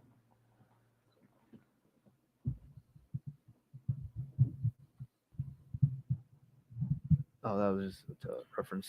Yeah, Hellblasters, of course. Hellblasters. Lamarties. Or not Lamarty's. This was the second guard we were talking about earlier. Yeah. They're definitely going to get Asriel on there, so we can get a peep at them for a second, even Yeah. though I'm sure you guys are familiar. Yeah, give these guys a 4-up invul Okay. and sustained hits. Were there any other units you wanted to look at, Jim, or anybody? You guys talk about different units. We were just not going to hit the whole index of everything of every one of these because we're going to move on again. But that's pretty much where we're at right now for Dark Angels. After we talk about Deathwing Knights and some Dance Speeders, maybe. Oh, the Town Master. We don't pull the Town Master. Yeah, he's last. Just in mind before we go on that, or anybody in chat, if you ever want to see something, remember, mention it. We'll talk about it. Don't worry about it. All right, so these guys, Deathwing Knights, they start at 4 wounds, so that's nice. Because they're just built in because they already carry the Storm shield. yeah. And they're carrying around flail, or I guess this would only be the sergeant with the flail of the Unforgiven. 5 attacks, hitting on 2s, strength 6, -2, 2 damage. And then everyone else has a mace of absolution with 4 attacks, hitting on 2s, strength 6, -1, 3 damage. What was that extra AP strat for? Or is that different? Am I jumping on? I think you were thinking something else. Okay. Yeah. I think you're great. What I really think is these guys are just a hold the weak flank, hold the line type of unit. The -1 AP means you can't rely on them to really kill too many things. -3 damage just means you can smash out a couple elite if you do get through. They do have 4 attacks, which is nice considering they're hitting on 2s, right? So that's good, but let's not forget, this is most likely you see someone super kill a unit and you want to hold them there. You want to keep that flank while you smash the other side of their boulder with your speed, with your advance and moving, with your advance and shooting, right? Think about one side of the table is moving with the land speeders. One side of the table is moving with the bikes. They're all moving down the field very quickly while the other side has the Terminators holding it, right? This can be considered a hammer and anvil tactic where these guys are the literal anvil, right? You have this strap that they're going to be a reduced damage. Then they have another reduced damage. Then they can possibly have, other people around them that are keeping them stop from getting flanked and jumped from too many units and surrounded. Either way, if you can put these guys right into an enemy killy death ball, these guys might actually be able to hold out. Especially with the 4 Feel No Pain against mortal wounds once per game, right? So if someone comes in to spin mortal wounds at you, you can hold off for that turn as well. That's really why I see these guys as the anvil. Yeah, I wouldn't take too many of these guys. Just 1 5-man. And Jim's saying he likes Ezekiel, but not to put him in the squad.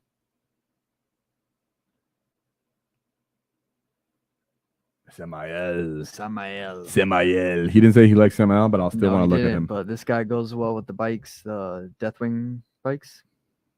Okay, yeah. I mean, we were just talking about bikes. I mean, who's going to be pushing that fast flank while you guys do it, huh? How do you feel about Samuel? Oh, I like his Grandmaster of the Raven Wing ability. While he's leading a unit, the unit is eligible to shoot and declare a charge in a turn in which it advance. Speaking of hammer and anvil, this is a great hammer to get up the field and force your enemy into the anvil. His other ability, each time an enemy unit, excluding monsters and vehicles within engagement range of this model, is selected to fall back, models in that enemy unit must take desperate escape test as if their unit was battle shocked. When doing so, the enemy unit is also battle shocked by other means. Subtract 1 from each of those desperate escape tests.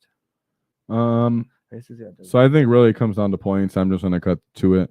I'm not in love with this guy. Nothing's really standing out that I'm loving besides his he has 6 attacks with -6 with 6 attacks and his advance and charge ability. So it really will come down to his points, right? We know that Space Marines are already going to get the ability to advance and charge army wide anyways, and these guys already have a strat to become assault when they're shooting. So really it comes down to his points, and if the Talent Master isn't already doing what this guy possibly could be doing without being shot first. Only thing I can say about this guy is, like David said, you can get him up the field and actually kill stuff. But it really will come down to points because he doesn't have a 2-up armor save. He's T5. Yeah, I believe he's a champion. Oh, he's a captain. Never mind. So he will be more pricier. Yeah, so I'm not, he's cool, but not loving him. So what else other guys is there? Ezekiel, maybe? Oh, Lionel. Oh, okay. Obviously, Lionel Johnson. Christian, if you can pull up Ezekiel for us as well, too. Lionel Johnson. This data sheet is I'm ending the entire game on you boys type data sheet, okay? Well, it's you're gonna spend your entire army trying to kill this guy, and he's still gonna be standing there staring at you. Well, you have the other Terminators too. So it's like you can have him or the Terminators, and no one's killing anything or going anywhere. You can just hold them there forever. And he fights first. Of course, of course, of course. You cannot not fight first as a Primarch. My goodness. All right, so movement 8, so he's pretty fast for being on foot. T9. Yeah, he's a T9. Carnifex. He's a Carnifex. I know. Yeah. 10 wounds, 2 up save, and he's 4 objective control. Look at his ranged weapon. He's got the Arma Luminous, the bolt variation, and plasma. The bolt is 4 shots, hitting on 2s, strength 4, -1, 2 damage. But the plasma, it's not hazardous. It's pistol. You got 2 shots, hitting on 2, strength 8, -3, 2 damage. So on top of hitting hard, he'll be able to shoot you hard too. Looking at his fealty strike, it gets lethal hits, 8 attacks, hitting on 2s, strength 12, -4, and a flat 4 damage. Then the sweep gets exploding 6s, 16 attacks, hitting on 2s, strength 6, -3, 2 damage. So this guy's pretty much killing anything he wants. Yeah, he's looking to just take out, on average 10 gaunts at the minimum every time he fights, if it's not way more. I mean, that's if you could just drop the ball and they have some kind of innate defensive buff. But really, he can kill almost an entire unit of gaunts by himself. Yeah. In his command phase, you select one of the Primarch First Legion abilities. Once per game, when your opponent targets a unit from your army with a stratagem, but before the stratagem effects are resolved, if that unit is within 12 inches of that model, you gain 1 CP, and that enemy unit must take a battle shock test. If that test is failed, in addition to that unit being battle shocked, the stratagem effects are not resolved. That stratagem style counts as being used this phase. Other ability, while Adeptus Astartes unit is within 6 inches, you can add 1 to the hit roll and melee. And then he's got his last ability, while friendly Adeptus Astartes unit within 6 inches of this model in that unit have the 4-up Feel Pain against mortal wounds. That's probably the one that sticks out to me. Just having out this 4-up Feel Pain against mortals. With the devastating wounds keyword going around, that's going to come into play. Get some defense against those type of attacks. Then he's also got the Emperor's Shield. Each time an attack targets this model, subtract 1 from the wound roll. In addition, each time melee attack is allocated to this model, an unmodified saving throw of 6, the attacking unit suffers 1 mortal wound after it has finished making its attacks. So do I even want to fight this thing, Chris? I mean, he's -1 to wound, and he's dishing out mortal wounds back. He's already tough. It's really hard because he has fight first. So if you charge into him, he's just going to cleave you before you even get a chance. Is the crazy part. So it's almost like you want him to charge you and hope you have fights first ability too. Because otherwise you're going to charge into him and just give him free melee combat. So it's really hard to find something that's even just going to survive. Your best bet is probably, like, because it's more prevalent in this edition, is just finding a way to fight on death. Honestly, a fight on death, throw that unit into this guy and just hope that you can get him when you die. Because otherwise he's just going to be insane. With a 3-up invul, it's like insane already. But the fact that he gets to hit you first means the amount of attacks going into him is just way less than you can predict, because you're never going to get a full unit to get this guy. So you're always going to hit him with just shards of a unit, never a full thing. And I believe you can make him -1 damage as well, right? Yeah, because the strategist says Dark Angel's unit. So 10 wounds, -1 to wound, -1 damage, inflicting mortal wounds back at you. Good luck dealing with this guy. 4-up Feel Pain 2 against mortals, that'll apply to him. And then he also gains the lone operative ability if he's within 3 inches of 1 or more friendly Adeptus Astartes infantry. So he's pretty much gonna do what he wants on his terms, and you just gotta deal with it. I'd probably ignore him. One thing that's I'm interested to see how it turns out with this edition is the meta between deep striking big characters like this on board, or just starting him on board, because rapid ingress will just allow this thing to basically get a turn 1 charge whenever he wants if you're going second or turn 2. Because I have World Leaders in Angron as deep strike 2, and I'm debating whether hey, is it worth it putting Angron deep strikes or just rapid ingress turn 1? Because then nothing is going to stop him, because if he moves 8 inches, basically has a guaranteed charge into whatever he wants that first turn. So it's almost like a mind game too, with you can put lone operative and set him on the board and as a counter charge, you can just deep strike him and then just rapid ingress him and just put him wherever you want. And it's like if you put him into a unit turn 1 with a straight up invuln in that defensive profile, it's gonna take like 3 turns or take a whole shooting phase for an army just to get rid of him, and that allows your army to move up too. Even if you just want to throw him away, maybe take 2 turns because a defensive profile is actually insane. Yeah, no, I don't see any drawbacks to putting him in reserves. Like, you're not really depending on him for buffs. His primary of the first Legion abilities are nice, but you can wait for that until you're ready to actually fight for the +1 to hit. And the 4 of Feeling Pain, when your army's actually exposed by turn 2, you want to protect something, you can throw him in there if you don't have any good charges. But what size base is this guy on? 40? He's the same as Gilliman, so it's pretty Is big. it 60? Is that the same size as Demon Prince? Yeah, I think it is. Yeah, okay, 60. So, yeah, you can fit that in a few spots. Not the easiest, but it's doable.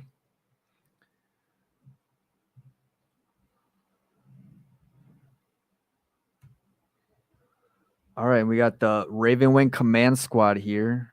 Is this the only bike unit they got? I mean, they get the Ravenwing just bike squad too, but I believe this one's better. That's why I screenshotted it. it's hard because like all these units just come down to points. Like how much are you paying Right. for these upgrades? From like the battle reports people have shown online, it feels like Space Marines get almost the amount of like same stuff they had in 9th edition. So I don't think stuff is like drastically changing. But between that, like cost of these like character heavy units and cost of like enhancements are another thing I'm like interested to see. Like, are you playing with like our enhancements going to be like points about the same, or are you going to see what they did with like Harley Quinn last edition where they had one enhancement that was 50 points versus the rest that are 10, 15, 20. So enhancement point variation is something that's interesting that I'm interested to see how they balance that coming forward too. Because I feel like those can be big swing to Arnie, just those enhancements themselves. Right. Without knowing the point cost, I think everyone right now is just a little excited to be able to plug in characters in every unit. We're all theory crafting a unit with characters, and you got like 5 of them. Well, most likely that's not going to happen, like Chris said, with the enhancement cost, and especially these type of elite units for Dark Angels, they're definitely going to be north of 40 points a pop for a Terminator. And like looking at the games we've seen, I feel like GW introduced that system where you choose your own secondaries or you pull the cards. I've seen multiple games where people who pull the cards end up getting 0 on secondaries for a turn. So while the cards might seem like a good way to get a big boost one turn, but then if you get 0 the next, is it worth that over just having consistent points from turn to turn on the fixed secondaries, even though the output might be a little lower, but turn to turn your average might be higher if you just pull some, like turn 1 you pull some secondaries that are just unachievable. It seems like you're just basically playing a game with 4 turns of secondaries, which seems kind of risky. Right. So we got the Ravenwing Command Squad here. The interesting thing I see is if you had a champion, they'll also get the +1 advance in charge. So they're moving 12 inches. They're moving 12 inches, and they with a +2 essentially to when they charge. They can get into combat pretty quickly. Melee profile. Let me see what they actually have. They're the bikes themselves, the Ravenwing bikers. Once he pulls it up, you'll see I believe they're only strength 5 -2/1 damage.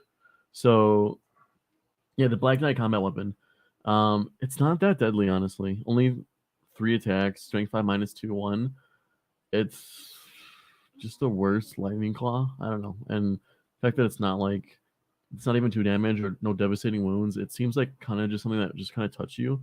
But they seem better, like just better with the plasma guns, honestly, and then like charging as a resort if you need to get the positioning. But I wouldn't look at them as like a melee first unit. Yeah, what sticks out for me was the Plasma Talon. Strength 7 -2, 1 damage. That's a pretty nice profile for every bike to have on there. I'm sure there's a way to give them sustained hits with one of the company champions. Oh no, that only gives them +1 advance.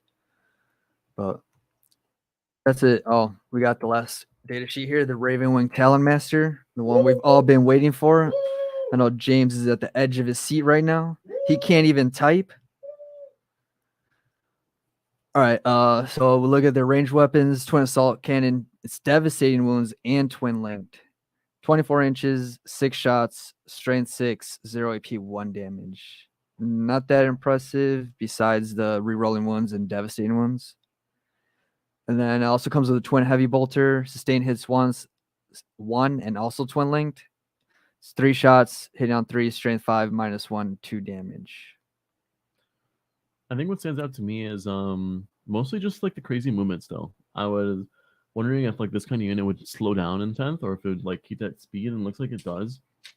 Because 16 inches is crazy still. Like some other units lost like 2 inches of speed, but this one didn't. So like you said, like the weapons don't seem like too crazy. You're not firing Overwatch at ballistic skill every turn now. But you do give an aura of ignores cover, so that's pretty clutch. Yeah, that's for fly vehicles and mounted Astartes only. But the stratagem still is useful to bring this guy back up with 3 wounds, or if not full wounds, if he's battle shocked.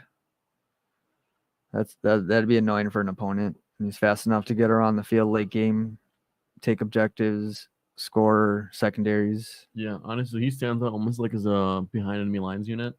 Yes. Because you need 2 of those. 2 units to score behind enemy lines, but if you can get him in just another fast like speeder or something, seems like Dark Angels might be a good secondary scoring army, honestly. Just the fact that they're so durable compared to your standard Marines. I just wanted to reference Chaplain Bike, another leader that you can plug into that bike unit, and just giving them lethal or devastating wounds with that plasma gun. That'd be pretty nice, especially if you supercharge it for the 2 damage. And I just wanted to say one more thing. I cannot get over the fact that this book is definitely written as a hammer and anvil type of index. Sorry, I said book, but index. As in, they definitely set you up with all the tools that have the hammer and the anvil. So however you guys want to set this up in your heads about how big you want your anvil to be and how big you want your hammer to be, but just keep that in mind that most likely your army will be optimal that way. We'll see points to see if you can fit all that. But running all Terminators or all Bikers isn't going to be the way. You're definitely going to have some kind of Terminators to hold, some kind of Terminators to push after your speed push. And like Christian said, you're going to have speeders and characters that are going to break enemy lines, destroy the enemy's home field objective, holding their ability to score secondaries, and actually probably enable yours. So as these were described as I was standing on the sideline, all I kept thinking was Dark Angels are the perfect hammer and anvil. If Blood Angels are the spear tip, if Space Wolves are just a banner in the wind, and then if Death Watch are mortal wound spamming, which we're not going to talk about them too much because there's not too many Death Watch players, but they're good too. They have play, but I still just think that Black Templars are also still better than them as well.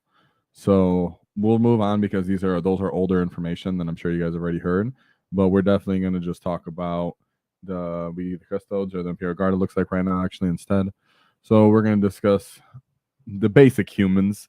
My boys, I love the Imperial Guard. If you guys didn't know, which you probably didn't know, but I'm a masochist. I love hordes. I love fucking Xenos. I love Orcs and Tyranids and Guard. Those are my 3 favorite armies, so I have too much stuff, as you can imagine. We're looking here at Astra Militarum. I think we have to go to the Voice of Command as their ability. That's their army-wide ability. This is the first page. Okay. So the voice, that's what it's called. I was going to read the Voice of the Command, but whatever, yeah. This is the Voice of the Command. It's just giving orders, as you guys know. Orders do not splash anymore. So each care officer that gives an order, it's going to give it to one guy that's within 6 inches of them, and boom. They can give the same order out to different units, but that one unit's getting one order, and that one order is for one guy. It's not splashing anymore like it was. So until the start of the next command phase, they're affected by that order unless otherwise stated, and that unit can only be affected by one order at a time. Any sequential orders are deactivate that one or replace that one. If a unit is being activated by orders, it becomes battle shocked. The orders cease to affect that unit. So abilities just go away if they're battle shocked. I like that. This is thematic. It's cool. Everybody likes orders. So we got move. Add 3 to the movement characteristic of this unit. Fix bayonets. Improve the characteristics of melee equipped by that unit by 1, so that you can hit a little harder. I mean, more accurately. In melee, not too often you'll not be doing that as a guardsman. I'm pretty sure you can't really, unless you can order Bulgren, you're not going to be seeing that too much. Wait, are you sure you don't want to charge all your infantry into Lionel Johnson? Ooh, Plus 1 to hit? Not unless you're willing to use 60.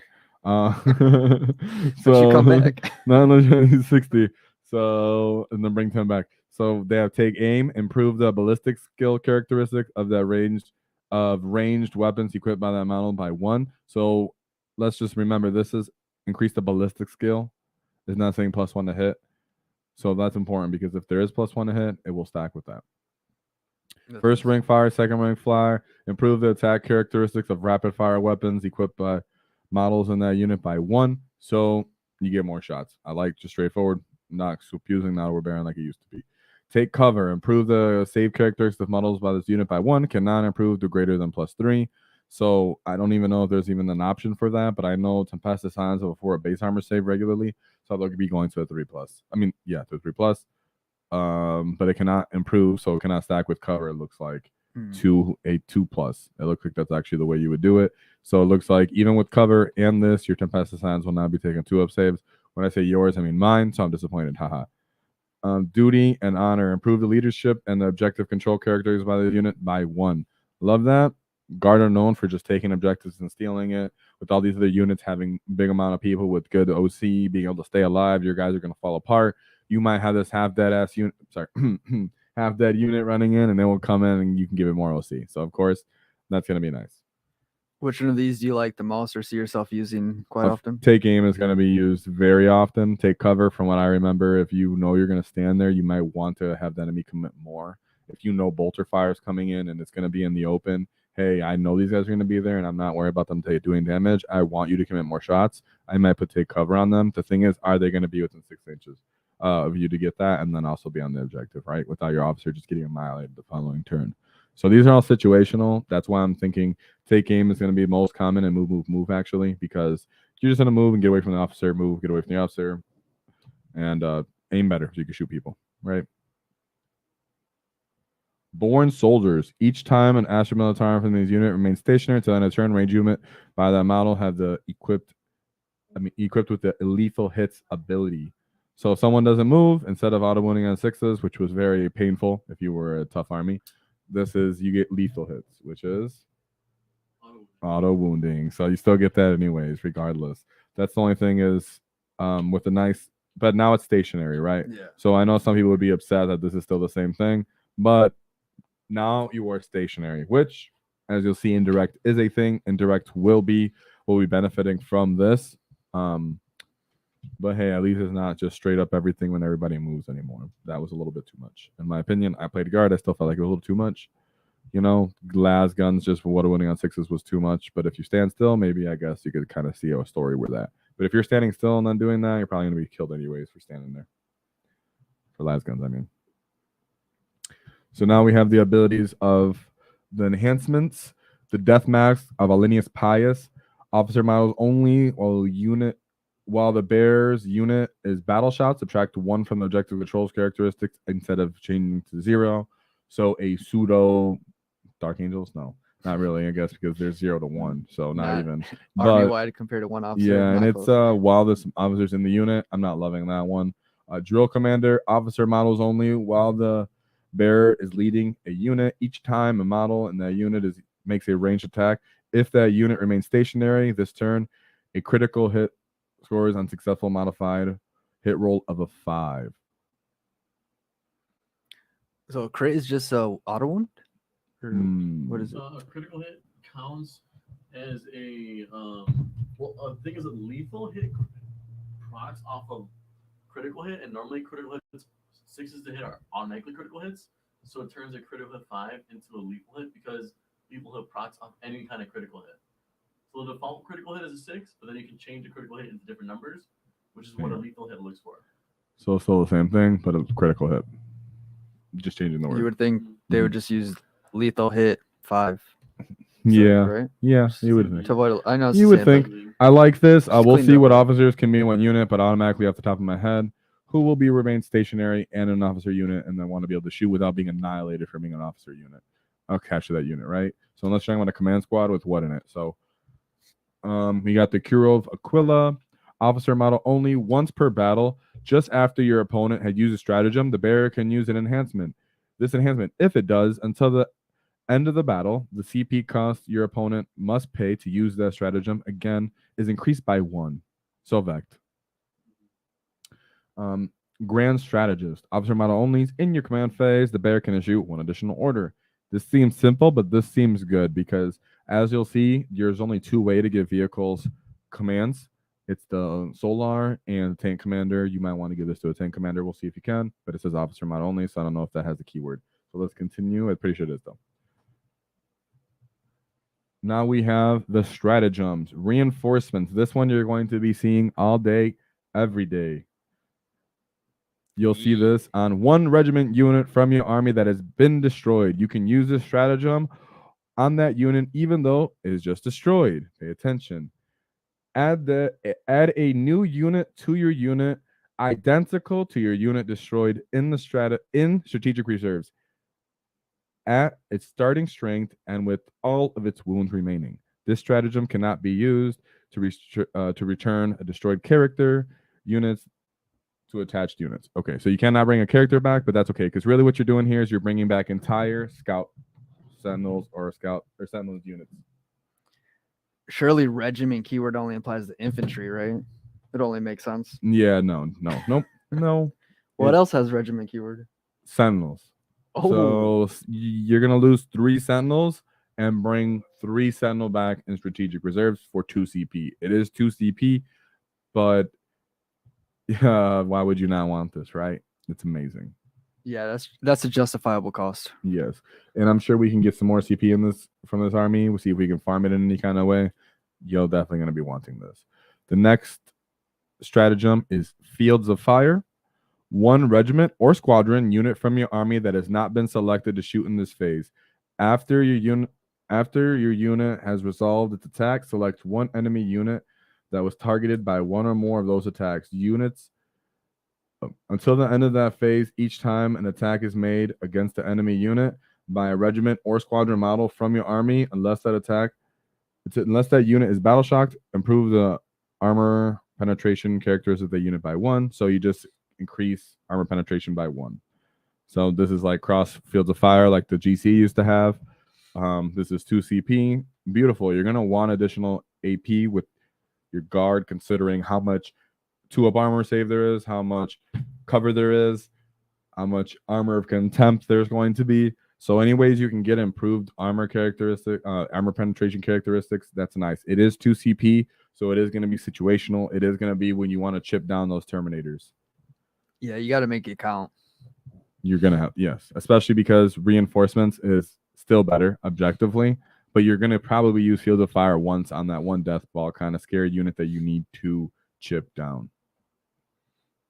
We missed one. Suppression Fire. Your shooting phase, 1 CP. 1 Astra Militarum infantry unit from your army that has not been selected to shoot this phase, and 1 enemy unit, excluding vehicles or monsters. Effect. If your Astra Militarum unit scores 1 or more hits against that enemy unit until the next phase, each time a model on the enemy unit makes an attack, subtract 1 from the hit roll. So you're inducing -1 to hit. Suppressing fire. Suppression fire. I love how it sounds. I love what it does. It's very nice. Like I said, that death ball, let's say you don't have Fields of Fire, you can't afford it, you need to use reinforcements. Here you go. Next best thing, you make them -1 to hit. Those desolators that are going to be turning with fire to you from Dark Angels, make them -1 to hit, right? Yeah, Dark Angels, I'm talking to you. All right. Expert Bombardiers. Start of your shooting phase. 1 Astra Militarum unit from your army that is equipped with the Foxcaster and 1 enemy unit that is visible to that unit. Until the end of that phase, each time an Astra Militarum from your army makes an attack with an indirect fire, that enemy unit, unless the attack model is battle shocked, add 1 to the hit roll. I love how that works. It's not very easy to get, but if your guy's in the position, he has a Voxcaster, which is more than likely going to be an infantry unit. I'm not sure too many other things that just carry a Voxcaster around like that.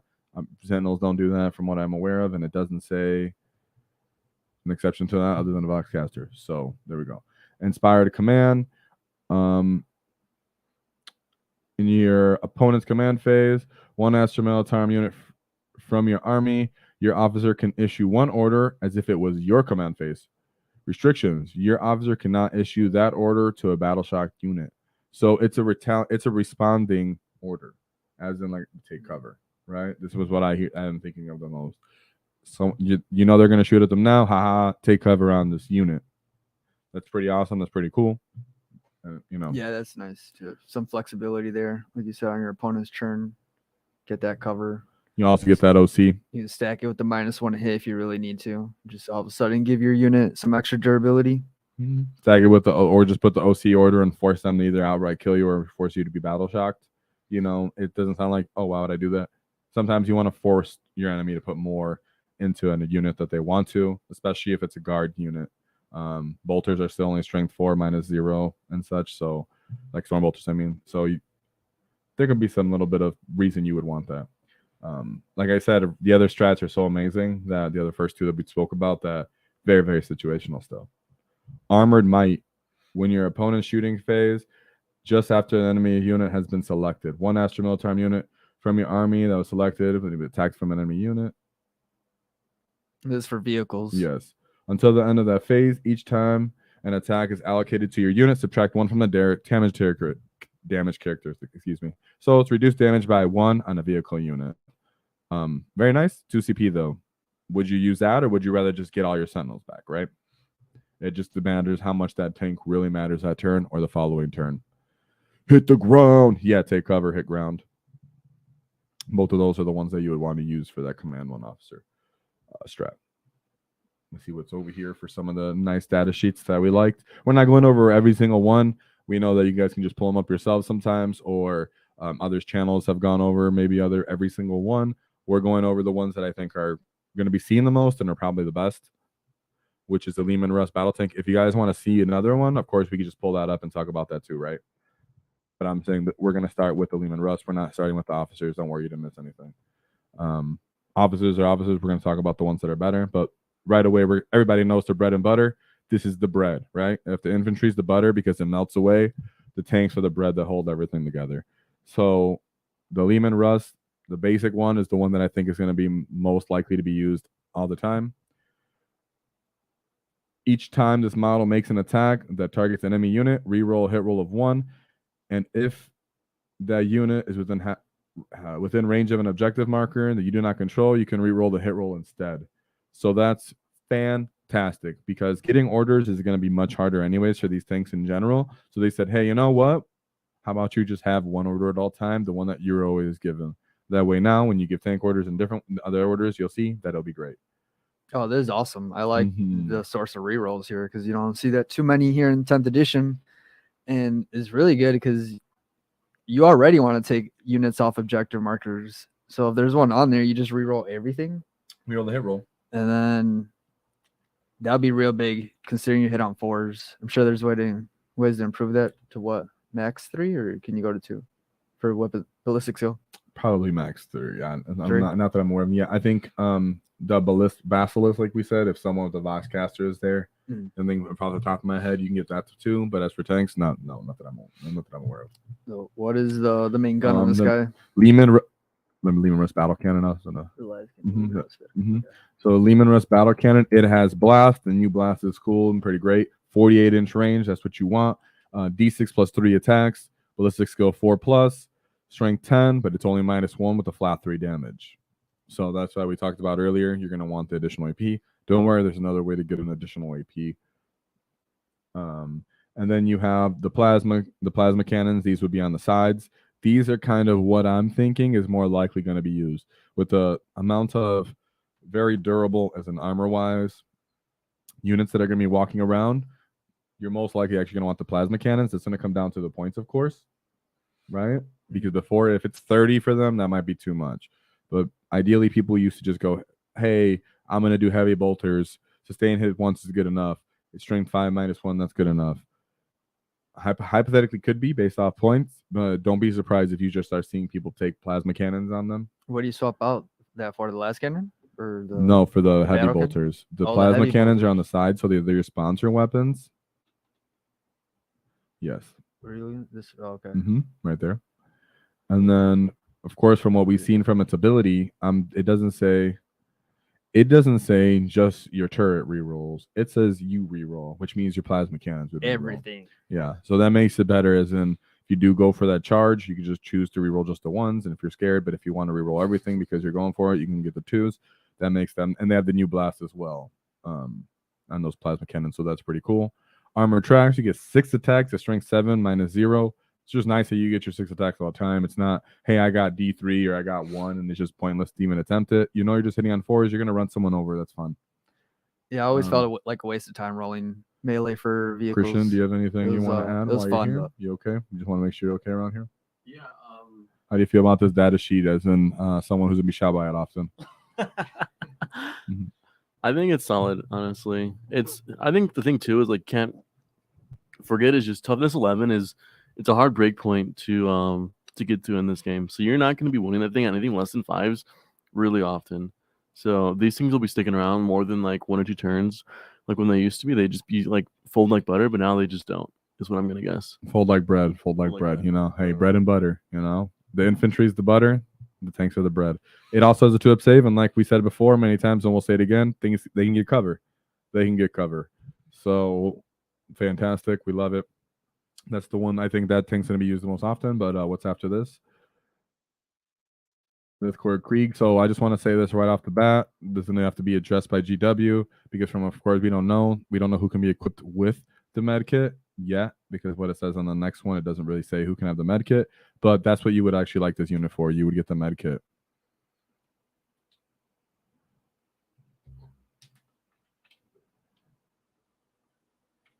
Did you read their ability? I didn't know that. It looks like units can either be min size or max size and not anything in between, according to other stream games. So That is interesting. Why So did I hear that this? sounds like you can only take units of 3 or units of 6, units of 5 or only units of 10. That's what Christian Valle has just said right now. So if anybody knows or concise on this, that's pretty cool. I mean, let us know. Say something about that if you want. Deathglord Krieg, 6 inches. T3, basic guardsman right here, leadership 7, 2 OC. They have grim demeanor. Each time a model in this unit makes an attack, add 1 to the hit roll if it's below the starting strength. Add 1 to the wound roll if it's also below half its strength. So that's fun. As in thematic, if you lose a lot of the last guys that have the leftover special weapons guys can possibly get +1 to the wound roll. So all of a sudden your little infantryman can be attempting to wound vehicles on 4+ again with something like a Melta or Melta's Melta's here already 9, so depending on which vehicle. But Melta, Plasma are now going to get +1 to wound, possibly with Deathcore Krieg. But usually outright, you're going to lose the whole unit outright, right? As we can agree on that. Yes. So it's a nice ability, it's a fun ability, but it's not something that you can really rely on. Therefore, it's not my favorite ability. Probably the next troop would be Cadians that I think we'd go to. Oh, and if you go back, sorry, we can go to the Voxcaster ability. I'm pretty sure that's going to be for both. But Voxcaster, each time you target the bear's unit with a stratagem, roll a d6, add 1 to the result. If 1 or more friendly units within 6 on a 5+, you gain 1 CP. So on a 4 or 5+, you can gain CP back for any strats you use on your infantryman. So that's fun. Oh, that's nice. That's cool. like because we've seen a lot of strats that there are, and you always know you want to use them. But if you really, possibly could use this one, still not in love with it. But hey, here we are. Now we can move on. Sorry, I just wanted to call that out because it was a word here. The Chimera is going to be the mainstay of what you're going to see on most armies and most lists. The Chimera, as long as it's not overpriced, is going to be everywhere. The fact that it's firing deck 2, the fact that it's T9 and moves 10, so it's not slow with 11 wounds, not 10 wounds. It's at that one breakpoint where 2 damage weapons can't just take it out. And I'm not sure which it will have on its what we're going to run with is obviously points. I generally did enjoy with the bolters, but I also enjoyed the meta when you had a bunch of flamers. So it might just be based on your preference of what you actually own. It hits very similar to Lehman Rush, just with half the attacks though, but 0 AP and strength 6. It's an officer, and it can be a mobile command vehicle, which is pretty cool, is it not? Yes. It's in your command phase, one officer model embarked in this transport can issue an order, even though it's not on the battlefield. While doing so, measure the distance from this transport. So you can use him as really just a big reach around. You put him in the behind the building, 6 inches off the Chimera from one back to front back. You can hit 2 different units that you can call orders to that generally can now see line of sight, but his Chimera is still hidden. Then you can advance that Chimera or something, move it to another building for the next, for the following turn, whatever you feel like doing. but you're going to be wanting this. That's why you're going to say you're going to have it. And the fact that you can get out and shoot, that makes it so you're not going to have a ton of them, but for your special weapons, the Kazakins, your special infantry, when you want to deliver them, your other chimeras are going to be there for that. Not sure the cost, though, but we'll see how that goes.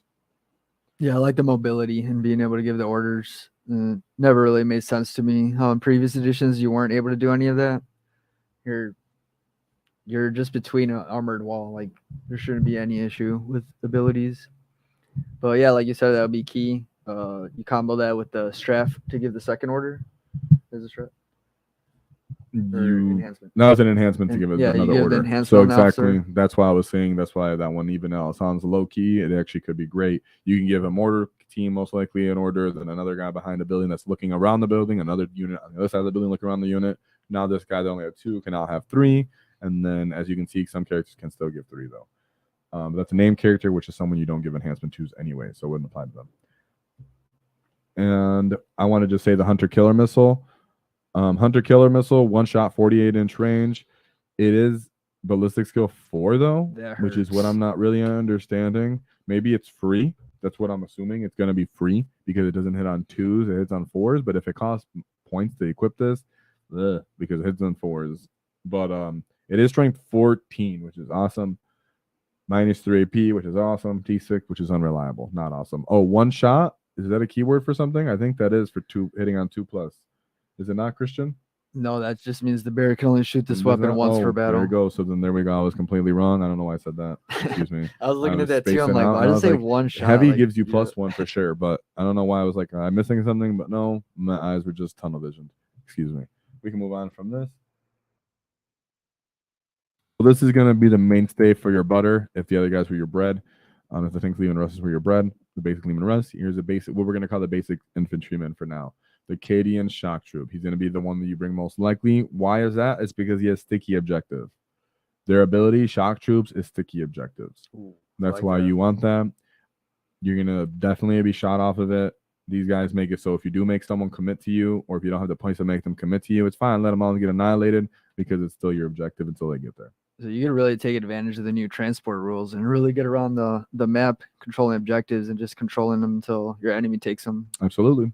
That's I like really that. that's really fantastic. You slow death ball army like we've seen with Dark Angels and such with these Terminators. If you can somehow hilt the speed on their side and shoot them and make them not want to come around because the tanks and they know they're going to be reliably killed, then on the other side you can have your infantry moving around stealing objectives and forcing the Terminators to chase them around the battlefield or just sit on one objective and while they move around to the other ones and just completely move away from that side of them and maybe circumnavigate that ball of never dying Terminators in the Primarch, right? So I don't know how they're going to entice them. So just want to throw that out there for fun. As for that, they have the drum-fed auto gun. That's pretty cool from the new data sheet. James. As for their weapons, everything looks pretty standard as what it used to be. Not much to talk about there.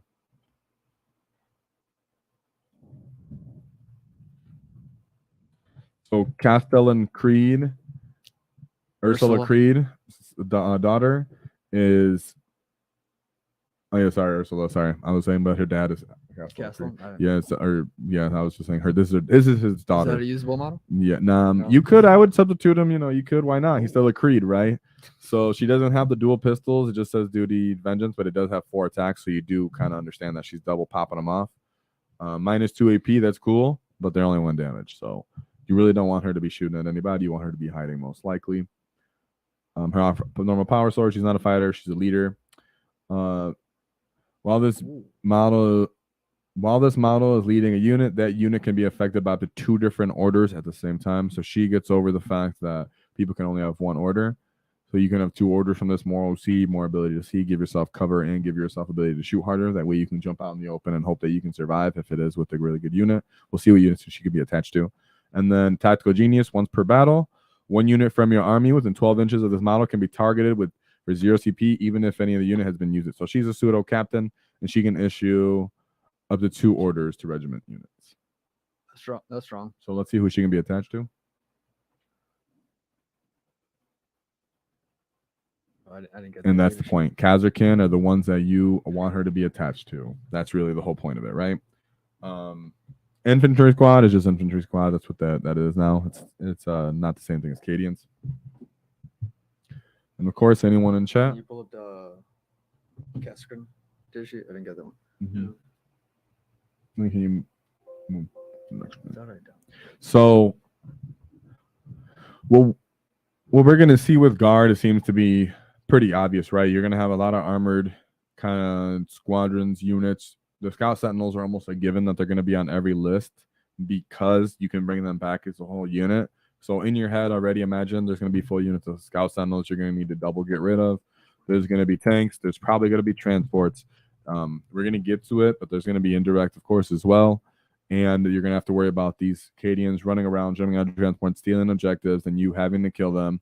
And yes, it would be considered a Kazarkin bomb, right? It's not going to be the same as it used to be because the other one was a full reroll for mortal wound. So you can call it that, but it is a type of Kazarkin bomb.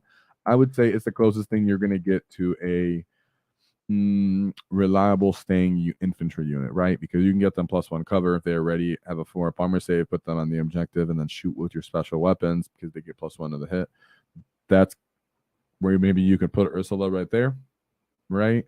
Still pretty scary overall because Kazarkins are still just pretty much tempested scions. They have a 4-up armor save just like any other infantryman. There's T3. And what we looking at? I was gonna pull up the Cascrin. Okay. Here. Now we're pulling up the Kazarkin.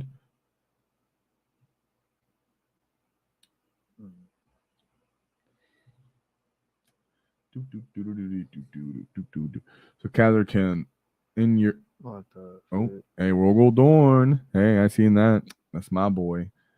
Oh, so they get a scout move, 6 inches. So That's Kazarkin cool. already get a built-in scout move. If they're in a transport, it doesn't get to move just because they're in it. I don't believe that works. So the way it works is if every Hey, don't just start talking. Remember. The way it works is if every model in a unit has a scout keyword and it's in a dedicated transport, not just any transport, but a dedicated transport, then the dedicated transport gets the scout move.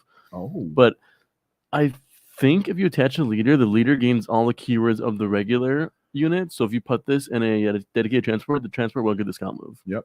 But not like a land raider, because land Trick raider is not a question. dedicated transport, so it won't get the scout move. No, but we're talking about the Chimera because that's a dedicated transport because that was a trick question. But that's exactly what the point is. You get the scout with the Chimera and move them around the battlefield. Obviously, you don't want to get them killed, but you can put them in an optimal position or put them in a position to not be murdered if you're kind of stuffed in your deployment zone, but you need to start moving around with your really key killy units. So Kazar can have in your command phase, you can select one order to affect this unit in the command phase with additional orders that are given by the officer unit. So they can already have 2 different orders at once. So they don't need Ursula. They can take any officer and do that ability, right? So that's why it's like, that's cool. But in reality, you can put a cheaper character with them in a command Chimera and then move them around. They can just get the double orders from that one officer. He's moving around the battlefield with the ability and the enhancement. Then you have Ursula on another side of the battlefield where she's slower and she's going around that ability on her own if you feel like having her too. They, as you can see on their data sheets, they can hit on 3s. So unlike normal guardsmen, they actually hit on 3, so they go up to 2s. So that's going to be very nice. They should still have the AP on -2 on their hotshot guns. On the volley gun, hotshot volley gun, it looks like it's only AP 1. The sniper rifle is AP 2 and damage 3. Some people like to bring that. So grenade launcher, I like the grenade launcher. Strength 9 on a little unit like that, but it's only D3 damage. Not in love with it, but we already know that most likely the war gear is going to be free. So whatever comes with it is what you're going to be using. You get a melter mine, so once per battle in any phase, you can select one enemy unit within 3 inches of the barrel. Roll 1d6 on a 2+. It suffers D3 mortal wounds. If it's a vehicle, it's 2 D3 mortal wounds. So it's nice that you can get some kind of mortal wound ability on these guys if they happen to stay alive long enough. David, you want to say anything? Is it for guard, right? I think for the most part, and the heavy weapons team, because we didn't talk about the indirect. I do have that. The we can pull about the basilisk too. Some of those, like the manticore is only -1. I believe it's manticore is only -1 AP, so we don't have to worry about that with the wyvern. Sorry, the wyvern. So there is indirect. We should talk about that really. Oh, we didn't talk about sentinels. And we didn't pull up the Sentinels. We spoke about them, but we didn't actually look at the data sheets because we can talk about that. And we didn't show the Exterminator or that one other tank I was trying to show. No. Those So- didn't get imported or something. Let me just Mhm. import them real quick. So either we're having an issue with importing those cards, but we're going to talk about that as well. So there's more things with the guard that you're going to see, but from what I've seen so far, the guard don't have, as usual, they don't have just a one, I'm super killy, I'm unstoppable, I'm annihilating everything over here type of unit. The Kazarkin bomb was kind of a one-time thing, and generally guard, it doesn't work like that, where they have a unit that does everything or kills everything outright. They have death by paper cuts and a rock thrown at you with a Lehman Russ or something, right? So, all right, Jim, I'll see you later. Have a good night, Seb. All right, take care, Jim. Thanks for joining us. We appreciate you and your Dark Angels. They will be getting destroyed. The lion will return to his slumber by force, by the wall. All right, so here's the scout, so we're gonna start with the scout sentinel most likely. So, scout sentinel has deadly demise 1, scout 9, daring recon. At the start of your shooting phase, select one enemy unit within 18 inches invisible to this unit. Until the end of that phase, each time a friendly Astra Militari model makes an attack against that unit, reroll hit rolls of 1. And if that unit has the indirect ability, it does not suffer the penalty to hit rolls for shooting targets that are not visible to that unit. So you can pick one of your own friends, give them a buff to indirect. I like that a lot, especially if these are costed similar to how they were last edition. You throw them up there, get some line of sight, shoot them with the rest of your army. They die, then use that stratagem to bring them back. And you can just keep repeating, rinse and repeat. Yep. So you can really use. That's why it's good and important to bring the indirect up. That's gonna be really what keeps the guard up and relevant, because so many of these armies we've seen have like unkillable death balls, super durable, scary units that you can just kind of really get optimally unkillable or get them super killy. But in response, guard have I will kill everything else. And if your torso and your head are super powerful, then I'll cut your arms, your legs, and your off and your feet. And that's how the guards seem to be working. Indirect seems to be their main tool that's going to be used for that, though. And the Lehman Russ. So as for the Sentinels, for their weapons, nothing too fancy. The autocannons are actually pretty cool, though, that I like to bring up. There's the 2 attacks, so that's not a great amount of attacks, but they're strength 9, -1, 3 damage. So they did get a buff. They used to be strength 7. Did they and go 2 down damage. in shots though too? It was each autocannon Was 2, right? was 2. Okay. So these guys only carry 1. Yeah, admech got a similar thing. So They that's got half the shots. pretty nice that the autocannons are pretty dope now. Because before people were like, what's the point? Well, now you see a point. They're strength 9. And damage 3. Yep. And then you have heavy flamers. So everybody likes that. Hunter killer missiles on these guys as well. You got the last cannon. It's only 1 shot. You got the multi-laser. That's probably the worst weapon on these guys. And then you have the missile launchers and the plasma cannon.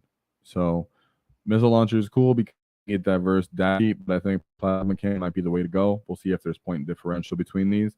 The combat saws are now the chainsaw saws are now only -1, but they're only 1 damage now instead of 2. Excuse me. So that's not as nice. And then Yeah, I'd agree with you. The plasma cannon is the only one profile that sticks out to me. I don't see any reason to take the multi-laser. I guess it gives you more shots, but no EP. Scout Sentinels did Get go out up 1 toughness, I believe. They used to be 6. So About that's cool. Wound's the same. And I think the wound are the same, actually. Not 1,000% sure. 2 OC, though. So that's pretty nice. They're pretty much pretending to be a troop. Yeah, with that speed, that's Respect. nice. Remember, you're getting these guys back. So unless they're a lot of points. Right. So how does it compare to the armored So Sentinel? the armor Sentinel, you get another toughness, but you get a 2-up armor save. And you're 2 inches slower? And you're 2 inches slower. And you do not scout. And you not give the ability where you help people. But these are mobile hunter killers. So each time a model in this unit makes an attack against and targets a monster or a vehicle, you can reroll the wound roll. Okay? That's pretty awesome. being able to reroll the wound roll for these sentinels means that when they do come out and they're coming back to life, these guys can reliably do good damage. You put plasma cannons on these guys, man, that's pretty awesome to reroll the wound roll. It's worth taking a 100 killer missile on it too. And they do have the keywords to actually take orders. Oh, So they do have squadron regiment, squadron. They have the nice keywords for that. We'll have to look for the vehicle orders, but we'll see how they'll get them because how fast they are and they're still moving around. Officers aren't going to keep up with them. But well, that what was it, Chimera transport that we were talking about with the officer? I have to make sure these still get orders from the officers, but they should still get orders from the Okay, officers. well, if that works, Chris it's Beck has definitely something to say. a leader that can keep up with the Sentinels. Mm-hmm.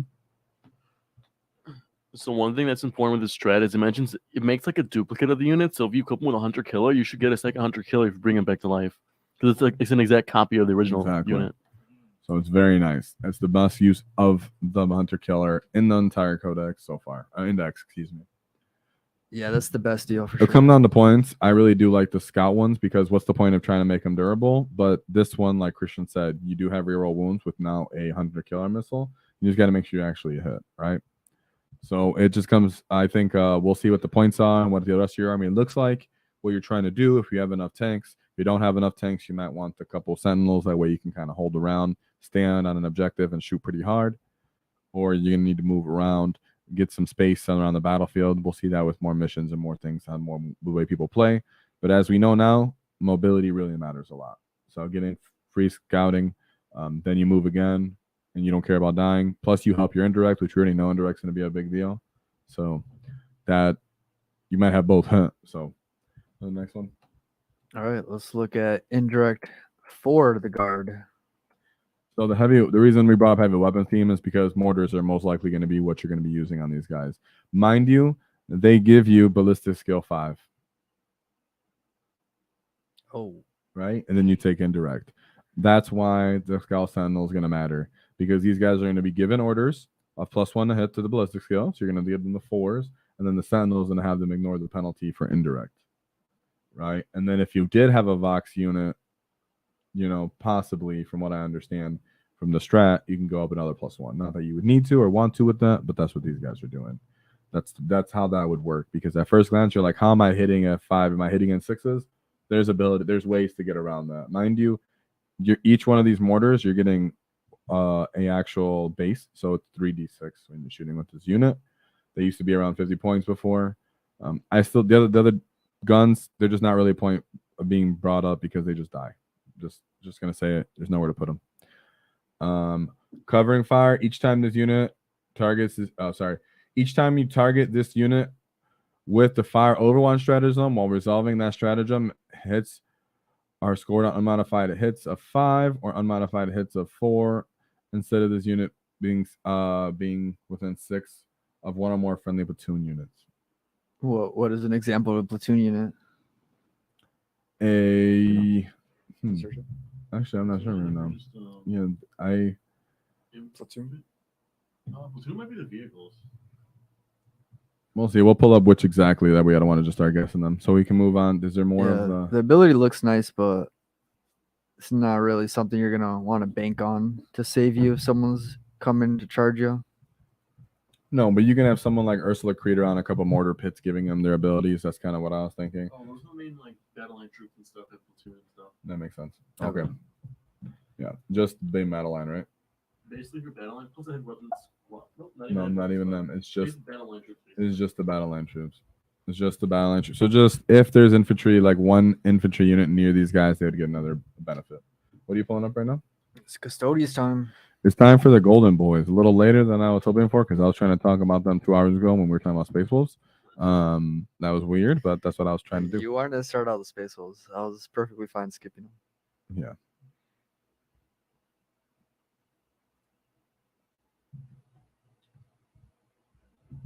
All right, this one's gonna be a little slow because I didn't take screenshots, and we're just gonna deal with it. It'll be a little slow, but it won't be that slow, guys. Yes. Yes, it's not like they have a large range here. Yeah, they don't really have a large range. we don't know about the Forge World, but we do know they're keeping their Forge World. So, Oh, I like this. praise to the Emperor. They're You can read it keeping the then. martial katas. You can read it since you All lost right. your Space Wolves. You can talk about another fighting boys. Yeah, maybe I'll fall in love with this army. At the start of the fight phase, select one kata stance from the list below to be active for your army. Until the end of the phase, while a kata stance is active for your army, each unit from your army with this ability gains the relevant ability. First one is Kaptara stance. Each time melee attack targets this unit, subtract 1 from the hit roll. Or you could take melee weapons equipped by this model in this unit have the sustained hits 1 ability. And then you got the melee weapons can be equipped with the lethal hits ability. So those are some nice abilities that I don't think Custodes had in the past. Did they? They did, Explosives? but it was Oh, through in the turn, banner? and it was harder ways to get it. This is just nice that they have it just direct with the kata, and it's not as complex as they were before with the katas, right? People were annoyed because you had to think preemptively back, forth, la la la. It was cool, but in this way, you just get them. Christian? Real quick, what I really like is that this is at the start of the fight phase, Yes. not in the command phase. So Exactly. you can actually utilize them to their full potential instead of someone playing around and running away from you or whatever. And people were just tired of trying to think and remember every variation. There's a lot of them, and some were more useful than others, but you did have iterations of some of these. You didn't even subtract 1 to hit rolls you had before. I like it. You're just adding more layers of different durability and such. I feel like one of the props you gotta have to give GW for this edition is the timing of some of their rules. Like I think they got so heavy like into the command phase for everything. In 9th edition, but 10th edition, there's a lot of moves that are just in the right phase, like at the beginning of the fight phase, or even Angron you'll see in a bit if we get to him. His is in the charge phase. So the phases that abilities activate aren't always limited to just the command phase. It's actually like the phase that it should be, which is just like a nice little quality of life change going from 9th to 10th. Yeah, it just feels more intuitive. I think before the command phase was just looked at as a bucket where they would just throw all these extra abilities and deal with it. I know when I played admech, that was the most annoying phase, was the command phase. I spent 30 minutes thinking about it and then 2-minute churn and bam. And then your enemy player already fell asleep or went home. He's like, wait, how many buffs did you hand out? I don't even want to remember that. And they also kept their 4 feel no pain against mortal wounds. Yeah, Everybody, we needed that. Attachment rule. Very necessary, very needed, very mandatory. Straightforward. All right, here we go with the strats. You want me to read? So, you can read. I was doing pretty bad at reading. All right, Slayers of Nightmares. For 1 CP in the fight phase, select 1 adeptus custodes unit from your army that has not been selected to fight this phase. Until the end of the phase, each time a model on your unit makes an attack that targets a monster or vehicle unit, add 1 to the wound roll. So you're really going to need this because a lot of the data sheets are actually capping at around strength 7. You can go up, but strength 7, being the Guardian Spear, seems to be the best one right now because of the AP and the damage. So you will get wound rerolls as well, but giving yourself +1 to wound and wound rerolls is going to be what you need because, as we know, like Christian brought up earlier with the Blood Angels, hey, there's not obvious ways to punch up on these monsters. How am I doing this? Custodes have a way already right off the rip. They're going to be rerolling it, and they're going to have the strat access very quickly everywhere for the monsters and the vehicles that they want to handle. Yeah, this is a nice tool to have in the Custodes pocket. I know in the past they've struggled with higher toughness models because they do get capped early or around straight 7 for their fighting. So you'd probably use this, depending on the matchup, of course, 2-3 times a game, right? Well, that depends on how much you like the other strats. Oh, okay. I'm getting too excited here. All right, next one, Unwavering Sentinels. At the start of the fight phase, 1 adeptus custodes unit from your army, excluding Anathema. Anathema with Psychana, which are the Sisters of Battle. Oh, that is within range of an objective marker. Until the end of the phase, your unit has the fight first ability. I quit. I'm going to be a Custodes player now. Boom. Sorry, Space Wolves, you ain't nothing. Just saying. I mean, that was mean. That was kicking a hurt dog when he's down. My bad. I don't have any source of this in my index. No. So 2 CP plus, they obviously have strats that are for free as well. So that's not gonna be not given, right? So that's gonna happen. That's just gonna happen. Yeah, I think this strat alone makes a shield captain on foot almost an auto include. Yeah, we haven't gotten there yet, but that's gonna be why he's pretty much an auto include. Yes, this and because there's so many other 2CP strats that are great that you're gonna just need the one for other reasons. So you have Avenge of the Fallen at the start of the fight phase. One Adeptus Custodian unit from your army that is below starting strength and has not been selected in this fight phase until the end of that phase. Add 1 to the attack characteristics of the melee weapons equipped by that model in that unit. If that unit is below half strength until the end of that phase, add 2 to the attack characteristics of those melee weapons. So this is situational. If you're using like a brick of 10 guardians, which I'm going to, which I would, which is rude, you would have reason to use this. You keep the memento up, even though they're killing you and they're slowly whittling away as you can avenge the fallen for 1 CP. Keep that going. Use your captain for your other 2 CP strats. Right, you could combo this with the +1 to wound as well if you need to, if it makes sense. True. Yep. If you really just want to really take out that demon prince or someone that's really bothering you. Well, he's not a monster, is he? I just said that for no reason. I meant a greater demon. All right. David, you want this All one? right. Arcane Genetic Alchemy. In your opponent's shooting phase or the fight phase, just after an enemy unit has selected its targets, 1 Adeptus Custodes infantry unit from your army that it was selected as a target of 1 or more of that enemy's unit's attacks until the end of the phase. Each time an attack is allocated to a model in your unit, subtract 1 from the damage characteristic. Wow, -1 damage for Custodes? Yes, which makes them feel much better because they were upset last Yes. edition when the Dark Angels had -1, but Custodes didn't. So I think it's very warranted as a strat.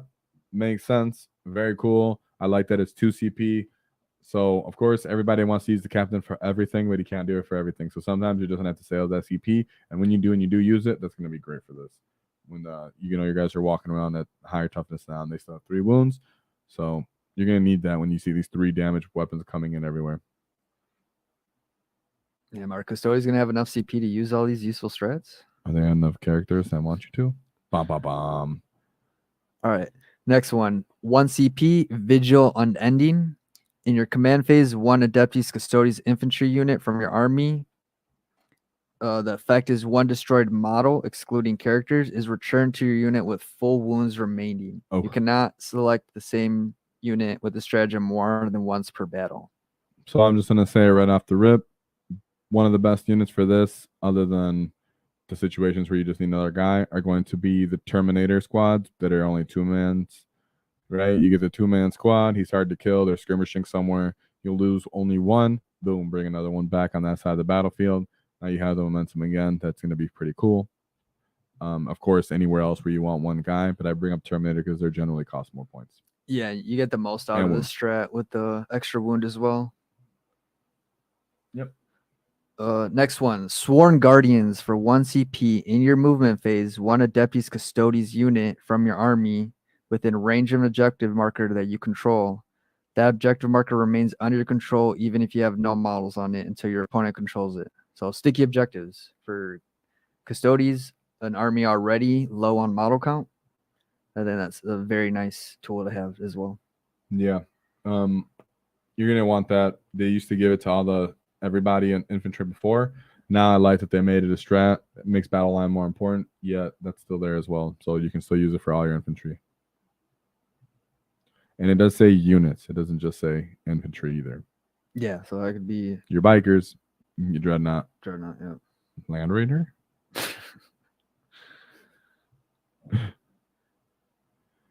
Enhancements. All right, first one, Unstoppable Destroyer. Adeptus Custodes model only.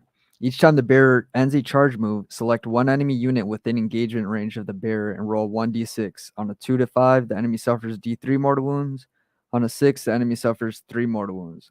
Once per battle, after the bearer's unit ends a charge move, all enemy units within 6 inches of the bearer must take a battle shock test. So just mortal wound damage output here.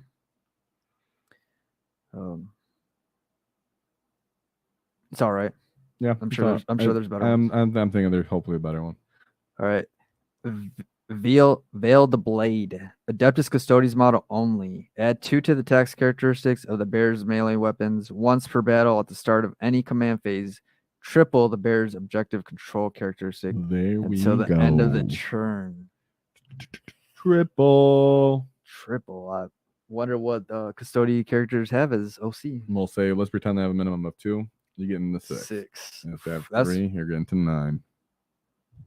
Bum, bum, that's bum. equivalent. I think Magnus has 5 or 6. So There a you greater go. demon. So, I like that one. yep. And he also has 2 more attacks. Just saying. Yes, 2 extra attacks. So- Is always nice for melee. That's going to be army. nice when you have that brick of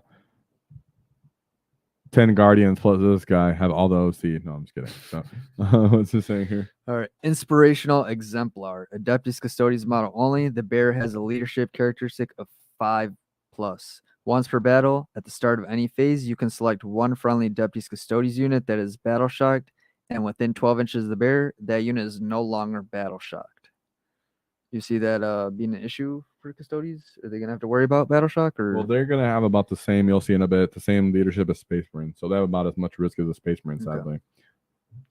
So, yes. So yeah, as Chris mentioned earlier, the odds aren't great to be failing too many of these. But when you're such a small elite army, you might want to actually try to mitigate this. Usually I'm not into it, but we'll see what the Ceaseless Hunter is. All right. That one is Adeptus Custodes model only. The bear's unit is eligible to shoot and declare a charge in a turn in which it fell back. Once per battle, when an enemy unit ends a normal move, advance, or fallback move within 9 inches of the bear, if the bear's unit is not within engagement range of 1 or more of the enemy units, it can make a normal move of up to 6. So some extra movement. So what's the Ceaseless Hunter? When those Space Marines try to run away with their D6 inches or that other inches when they try to move away from you, we've seen a lot of that.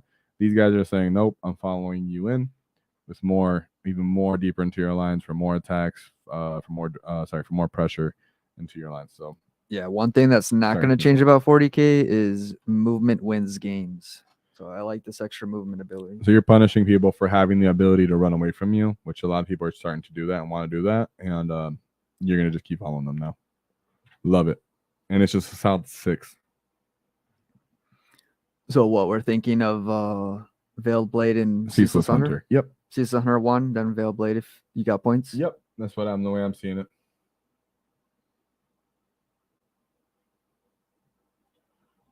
And then let's move to the data sheets. Christian's ready to talk about world leaders. I'm still going. Are we gonna have to hit that another day? Or Huh? Say it for another day. Just do chaos Is it- another day. chaos another day? Sounds like chaos another day. Sure. I mean tomorrow or Friday we can do a longer stream. All of our viewers are gone. But yes. But yeah, we can do that. I mean, I want to talk about orcs tomorrow. Tomorrow? That kind of Tomorrow. they come out tomorrow, but you know, Everyone, we're gonna be looking at works. I feel like we're just late anyways for about talking about the index. I was just doing that because it's good practice. 8 So a.m. we're gonna be- Work come on at 8 a.m. Unless you're gonna do it at 8 a.m. We're always gonna be late. But it won't be that late. That's extra late. 48 hours late. Your work channel, bro. We got to, yeah. No, We're in org channel. like 30 hours late. We're going to round up to 48 because of nighttime as well. Before that, it's org time in Britain. So how do you want to do that then? I don't know. We'll talk about after this. All right. Who's this unit we're talking? This is the main This is the main one I keep bringing staple up. to the Yeah. custodians. Yeah, I think these guys are gonna be great with their spears. They're now assault. They get 2 attacks, not just rapid fire, so they always get to shoot 2. They're still strength 4 -1, but 2 damage. Like I said, they're assault, and then the sentinel blades as well. They're also assault and 2 shots still. So that's Do cool. you get both of those? No, the guys with the shields get the swords, and then the guys with the spears get the spears. So everybody gets Muscordia. I like that it's -2 AP. Everybody loves the AP, so you still love that, right? 5 attacks. 5 attacks. Oh, but it's though. not an extra attacks. It's anymore. not attack. It's not extra. So we'll see what units just get 1 base. just Or you one pay for free. that. I Miscordia? think it was just It's one. just 1. No, I'm talking about in general. Guardians used to be 3 attacks. 'Cause now they're based Yes, on attacks. mhm. That's a little Yeah, difference. I was gonna say Guardians got way more attacks, being attacks 5 instead of 3. I always felt like they were very underwhelming with the amount of attacks they have. So they're still just as reliable to an extent with that. So yeah, now they really do look like characters. So standing vigil. Each time a model in this unit makes an attack, reroll wound rolls of 1. Each time this model is within range of an objective marker you control, you can reroll the wound roll instead. So this says attacks, and then say just ranged or melee. Yeah. That means your weak strength 4 attack is not going to actually be relevant when you're going to be rerolling wound rolls with damage 4. I mean, strength 4 with damage 2, excuse me. And then they all get 2 attacks. So you get 10 of these guys. They get 2 shots each at 24-inch range, and you're rerolling ones. Then you're rerolling all wound rolls once you move into range. They're also assault, so you're still advancing. And then you can also shoot twice, once in the game. Yeah, I And- like that. That's and, a good uh, amount of volume. And then I good like rerolls. how they can get up to they get the same thing as a storm shield benefit. They get another wound if they got a shield. So depending on points of what's going on, you might have a couple of those guys in your brick, or if not, I'm not sure, but we'll see that on points. And then they still have the 4-up invuln. Not to mention 2+ armor saves, always going to be great. And the fact that they're T6 now, right? Ignoring those heavy volters. Strength 3 from the las guns are going to be stupid now, which how they should be, right? Yeah, A that's how it las should gun be. should be winning them on 6s. So I like that.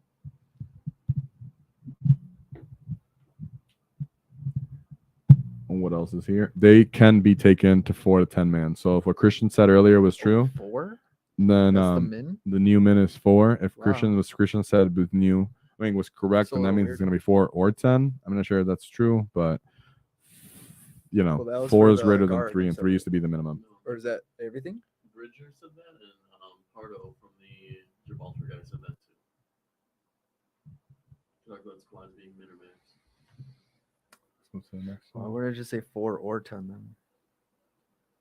Anyway. Next data sheet. So you can see now the Misericordia most likely is what the Vexilla guy has. When it says Vexilla and 1 Misericordia can replace with, you can replace it with the Vexilla and the Misericordia, and that's why the Misericordia has 5 attacks. So what damage did Sentinel Blade used to be? It was the same thing. It was 1 damage? It was 2. No, Oh, the Sentinel Blade? It one was. damage, It right? used Let to me be see. 1, right? Let's go. Let me see. Let me Oh, go up. it's I didn't 2 see. now. Or, No, it was 2. It was 2. oh, it was It 2. was 2. Now it's, The Sentinel Blade. Ooh. no, it's 1 now. My I'm talking about melee. goodness. Did it used to I shoot know I before? missed that. It still shot. Yeah, the Sentinel Blade just lost 1 of the damage. I'm pretty sure it was 2 damage. Did And it go up the strength? it's the same strength. Oh. So they both lost AP. They were AP 3 minus 2 damage 2. And then they were strength 6 and strength 7. It's okay though. What's going on, GW? They just want the spears, man. They just want the spears. So it is disappointing, but whatever. Still maybe 1 or 2 guys could be in the unit. At least it's not an heirloom weapon. Boom. Sorry. That shit's so annoying. Especially 'cause Death Company still have their access to Thunderhammer, Power Fist, and all that. Mm-hmm. And so do assault squads. don't forget. Yeah. But not veterans. That makes no sense to me. Like, So here another awesome guys. The axes. I think the axes are just inferior because they're only minus 1 AP. And they also hit on 3s. I'd rather just get 5 attacks and hit on 2s with the spears. Just saying that out, right? yeah. Still get the same, pretty much same shooting. They get the martial katas. While a character is leading this unit, each time an attack targets this unit, if the strength characteristic of that attack is greater than the toughness of this character, subtract the wound roll of 1. So these guys are toughness 6, but if you're 6. better than that, then they still make you -1. That's still pretty awesome. It's different than transhuman, but it's pretty awesome. Mini transhuman. To an extent, it's mini transhuman. Yeah. So, that's pretty awesome. But if you go to Living Fortress on top of that, once per battle at the start of any phase, this unit can use this ability. If it does so until the end of the phase, models in that unit have a 4-up feel no pain ability. It is not to mortals, it's just an innate 4-up feel no pain. Freaking amazing. They have a 4-up invuln, 4-up feel no pain, -1 to wound if you're greater than them. If not, they're T6 anyways. Damn. So 4 up, possibly -1 to wound. You could do the -1 damage strat. What else can you do? Is there -1 to hit? They have the -1 to hit kata. -1 to hit kata. Yeah, these guys. If you take them in 10, like you were You mentioning, can't and not Oh, you take these can't? in 10.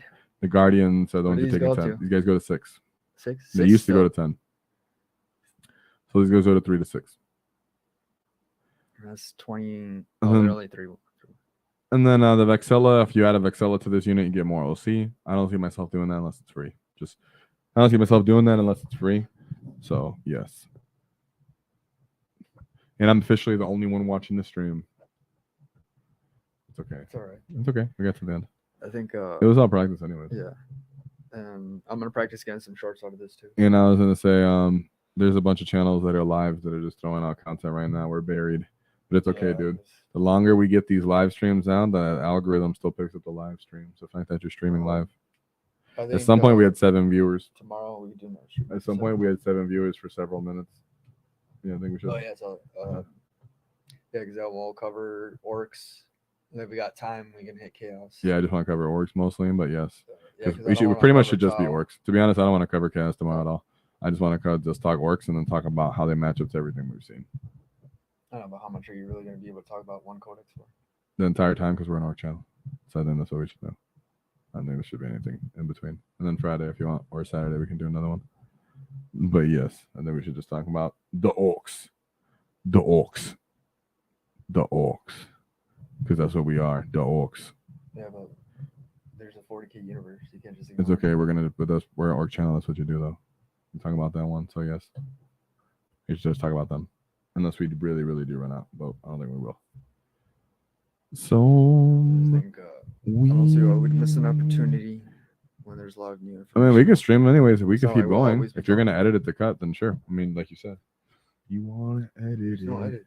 No, you said you want to use these and cut them down to get shorts out of them. And I'm saying, yeah, that's why we can talk about them at the Yeah. end. Yeah, I'm saying for that, yeah.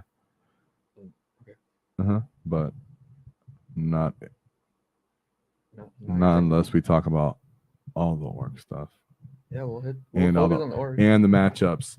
We can make shorts out of that. But, All right, so we you guys just have fuck to everybody like else. touch the key points, so we don't have to go too deep. His abilities. They were talking about killing them, yeah. And yeah, I mean, We're once talking we about have killing them orcs datasheets to reference and talk about tomorrow. matchups. Tomorrow, right? Yeah. Right. That's what I mean. So yeah, we can talk about it as long as we're talking about killing them. And then these guys are also going to be great. The Aloras Terminators. I think these guys are going to have the spears too, but a lot of people have theirs actually kitted with axes. So that's unfortunate, right? And the other thing is, if you look at that grenade launcher, instead of being D3, it's D6 now. So these guys are horde clearing like a motherfucker because they're For blast. attacks. Huh? For attacks. No, for their grenade launcher. The Yeah, best for list. attacks. Yeah. Sorry. Yeah, the list is now D6 used to be D3. So now these guys are just making it rain on that. They're shooting as well. They like did that. get -1 movement though. Like Christian said, people are losing speed in here. These guys are now movement 5 instead of Wait. 6. Custodian Terminators used to move 6 inches? Yeah, I remember I was super proud of that all the time. And then Christian, you can can you we can verify pull that up anyways, but very sure. No, The you strats don't are have to on- look at it. The But codex isn't, yeah. And then they're toughness 7, so they have greater than 1 toughness than their brethren, which is very cool, just like Space I Marines like do. that. Yeah. Slayers of Tyrants. Each time a model in this unit makes an attack Wow, that's weird. that targets characters, monsters, event of units, you can reroll the wound roll. So we talked about earlier, they can get +1 to wound from their strat, and then they also get reroll to wounds as Slayers of Tyrants.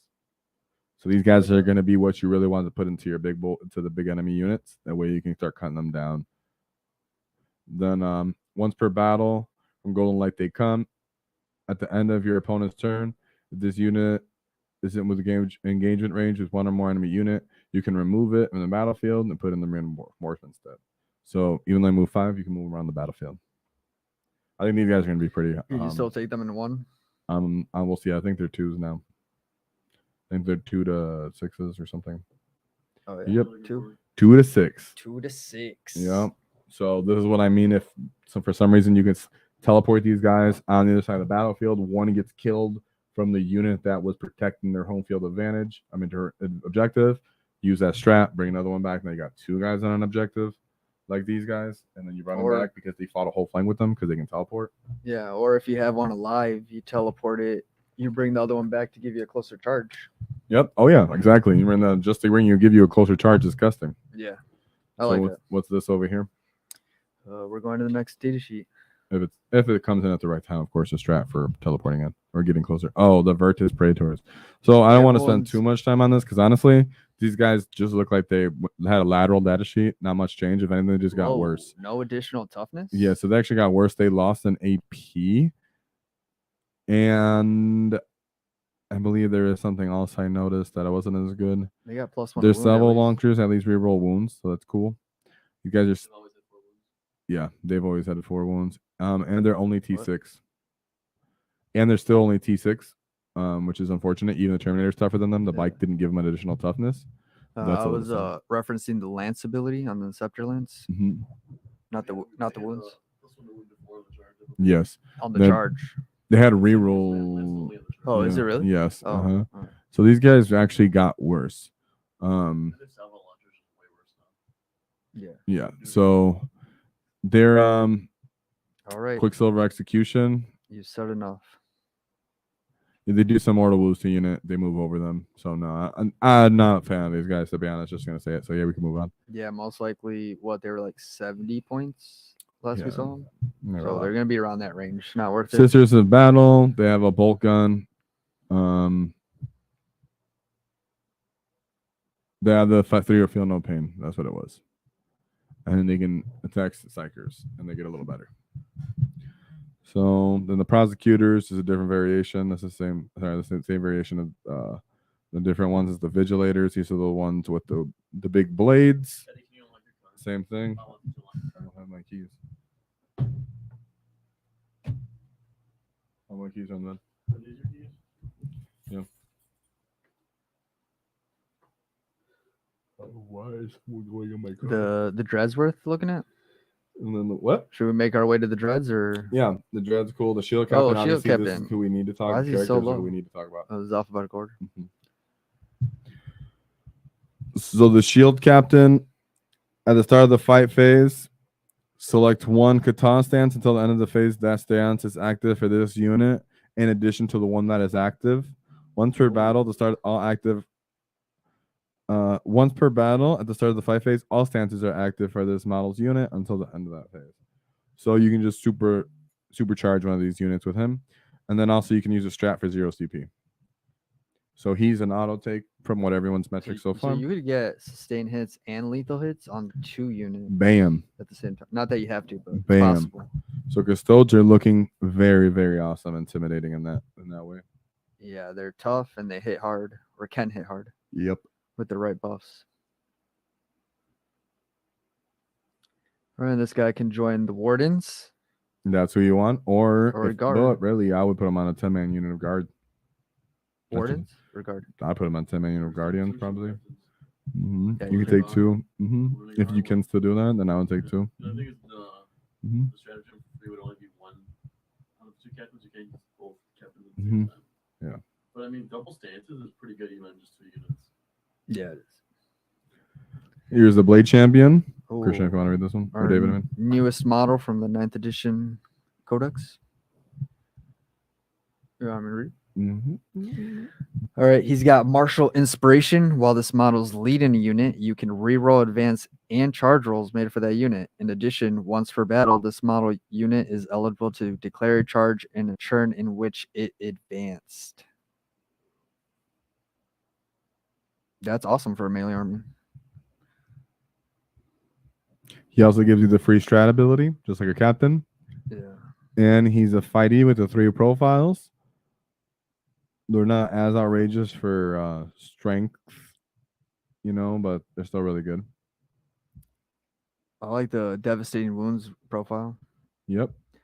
Strength 6, -3, 3 damage with 5 attacks. The Venatari. They're not in here, but I'm just thinking like. Yeah, 'cause they're short forge roll. Maybe the Jet Bike guy will be able to join them. Maybe. That'd be He weird. could just be alone, just like the Tyranid Yeah. Warrior. The Raveners were alone. I think is the forge. So roll. this guy, he's cool. I could see him being in the other unit if you don't just bring 2 captains, right? But you might want to bring him with some unit that wants to run up and attack quickly. Like, I mean, maybe you could put him with Wardens, advance and charge with them. So Yeah. they're smaller. You trying to run around the battlefield and really move them quickly. The other unit, you just let them stand in the open and take the defensive buffs or whatever it is and take all the hits. So you might want the Blade Champion on the other one, let him hit extra hard since the Blade, they might be losing a couple guys on the way in. So I could see him being on the Wardens if you don't just go with 2 captains. Just go straight 2 captains. Leia is pretty cool. Oh, she's got some nice melee. Yeah, it's just 4 attacks, but Yep. strength 6, -3, 3 damage, devastating wounds. Got through the 5 of field no pain, and they have a fight first ability. Scout move.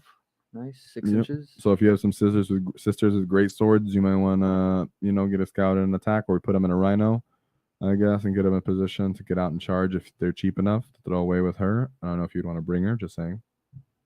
Move on probably from here. I think her boyfriend is going to be better. Oh, damn. Our one viewer left. This is just a rhino. I was the one viewer. Yeah, I know. Oh, okay. Okay, good. I was like, definitely, yeah.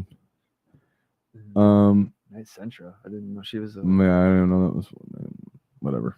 You know how it's right now. She's all gonna buff the Forget her. sisters. Forget that name. Shield Captain and Terminator Does armor. he give you something different? So Short melee attack. Oh, on a 2-up. After he dies, he can come back and Yep. fight before getting removed from play. what unit's gonna be in? Probably Just Terminators. most likely just Terminators, but we gotta go it. Boom, just Yeah, Terminators. Just the Loris. His profile seems standard.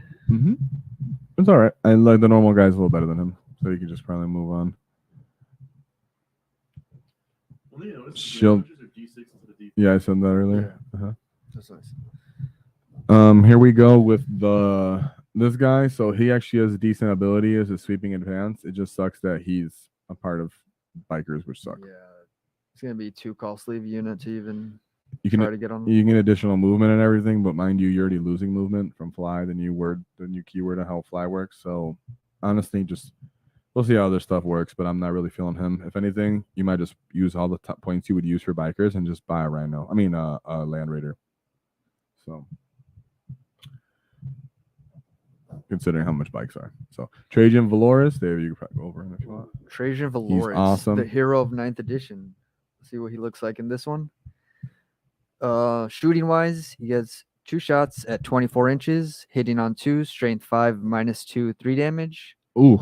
And his Watcher's X in melee is 6 attacks, hitting on 2s, strength 10, -2, 3 damage.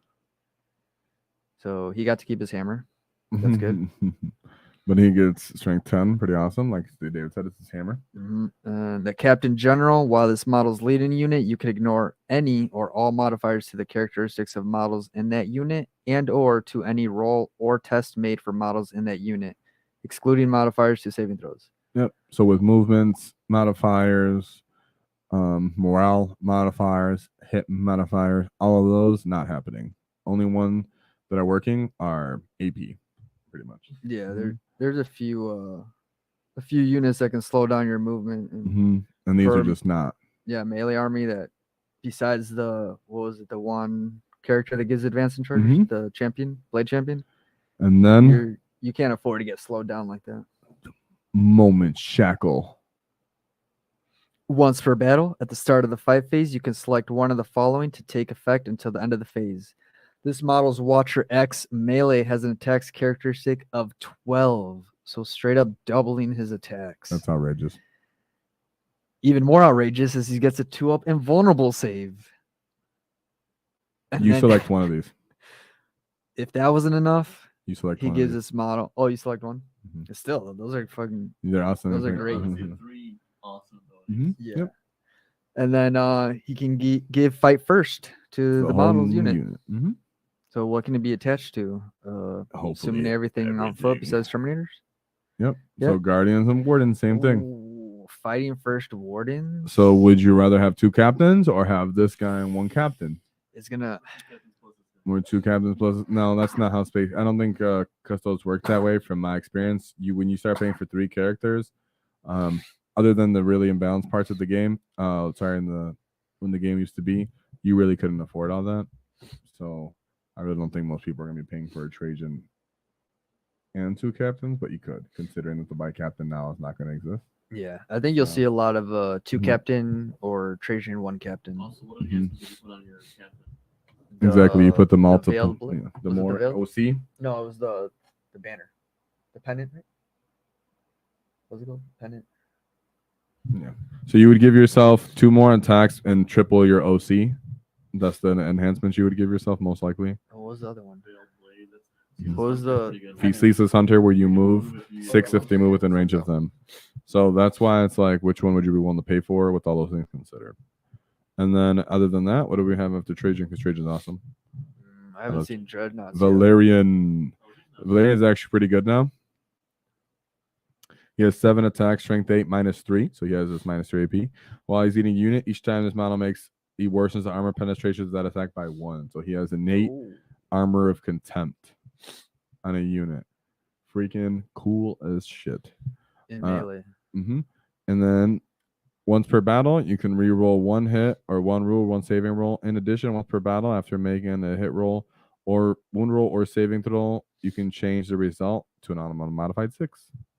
So you can have a one-time just whenever you want a 6 to autosave or something. So he's cool. We'll just see what his points are. But hey, he's finally not trash. I mean, yeah. You He can used to be trash. maybe use it on a hit roll to Yeah, get he used a, to be trash. Now he's a not. sustained He hit. needs or a 6 lethal up, feel hit. no pain. So it's cool. So when that happens, you just choose one or the other if you have Mhm. both sustained and lethal. What do you mean? Oh no, I guess that one hit would be the lethal, and then the extra hit would just be an extra normal hit. Okay.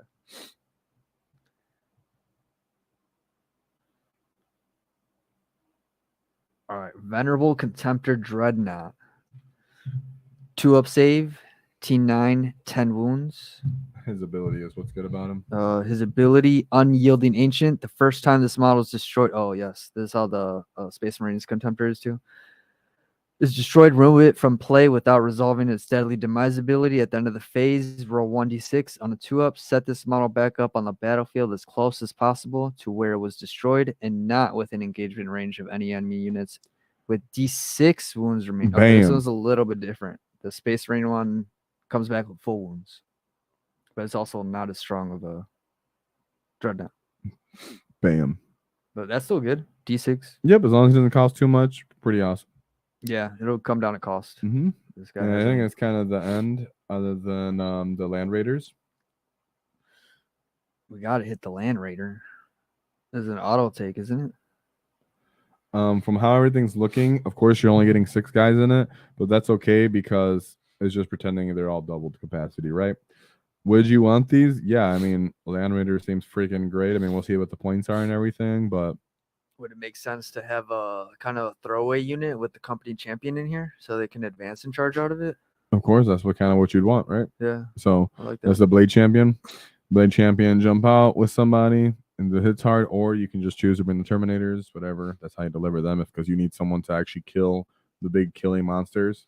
Terminators are too slow. Put them in a Land Raider, get them to where they need to be, come out, have full rerolls to wound.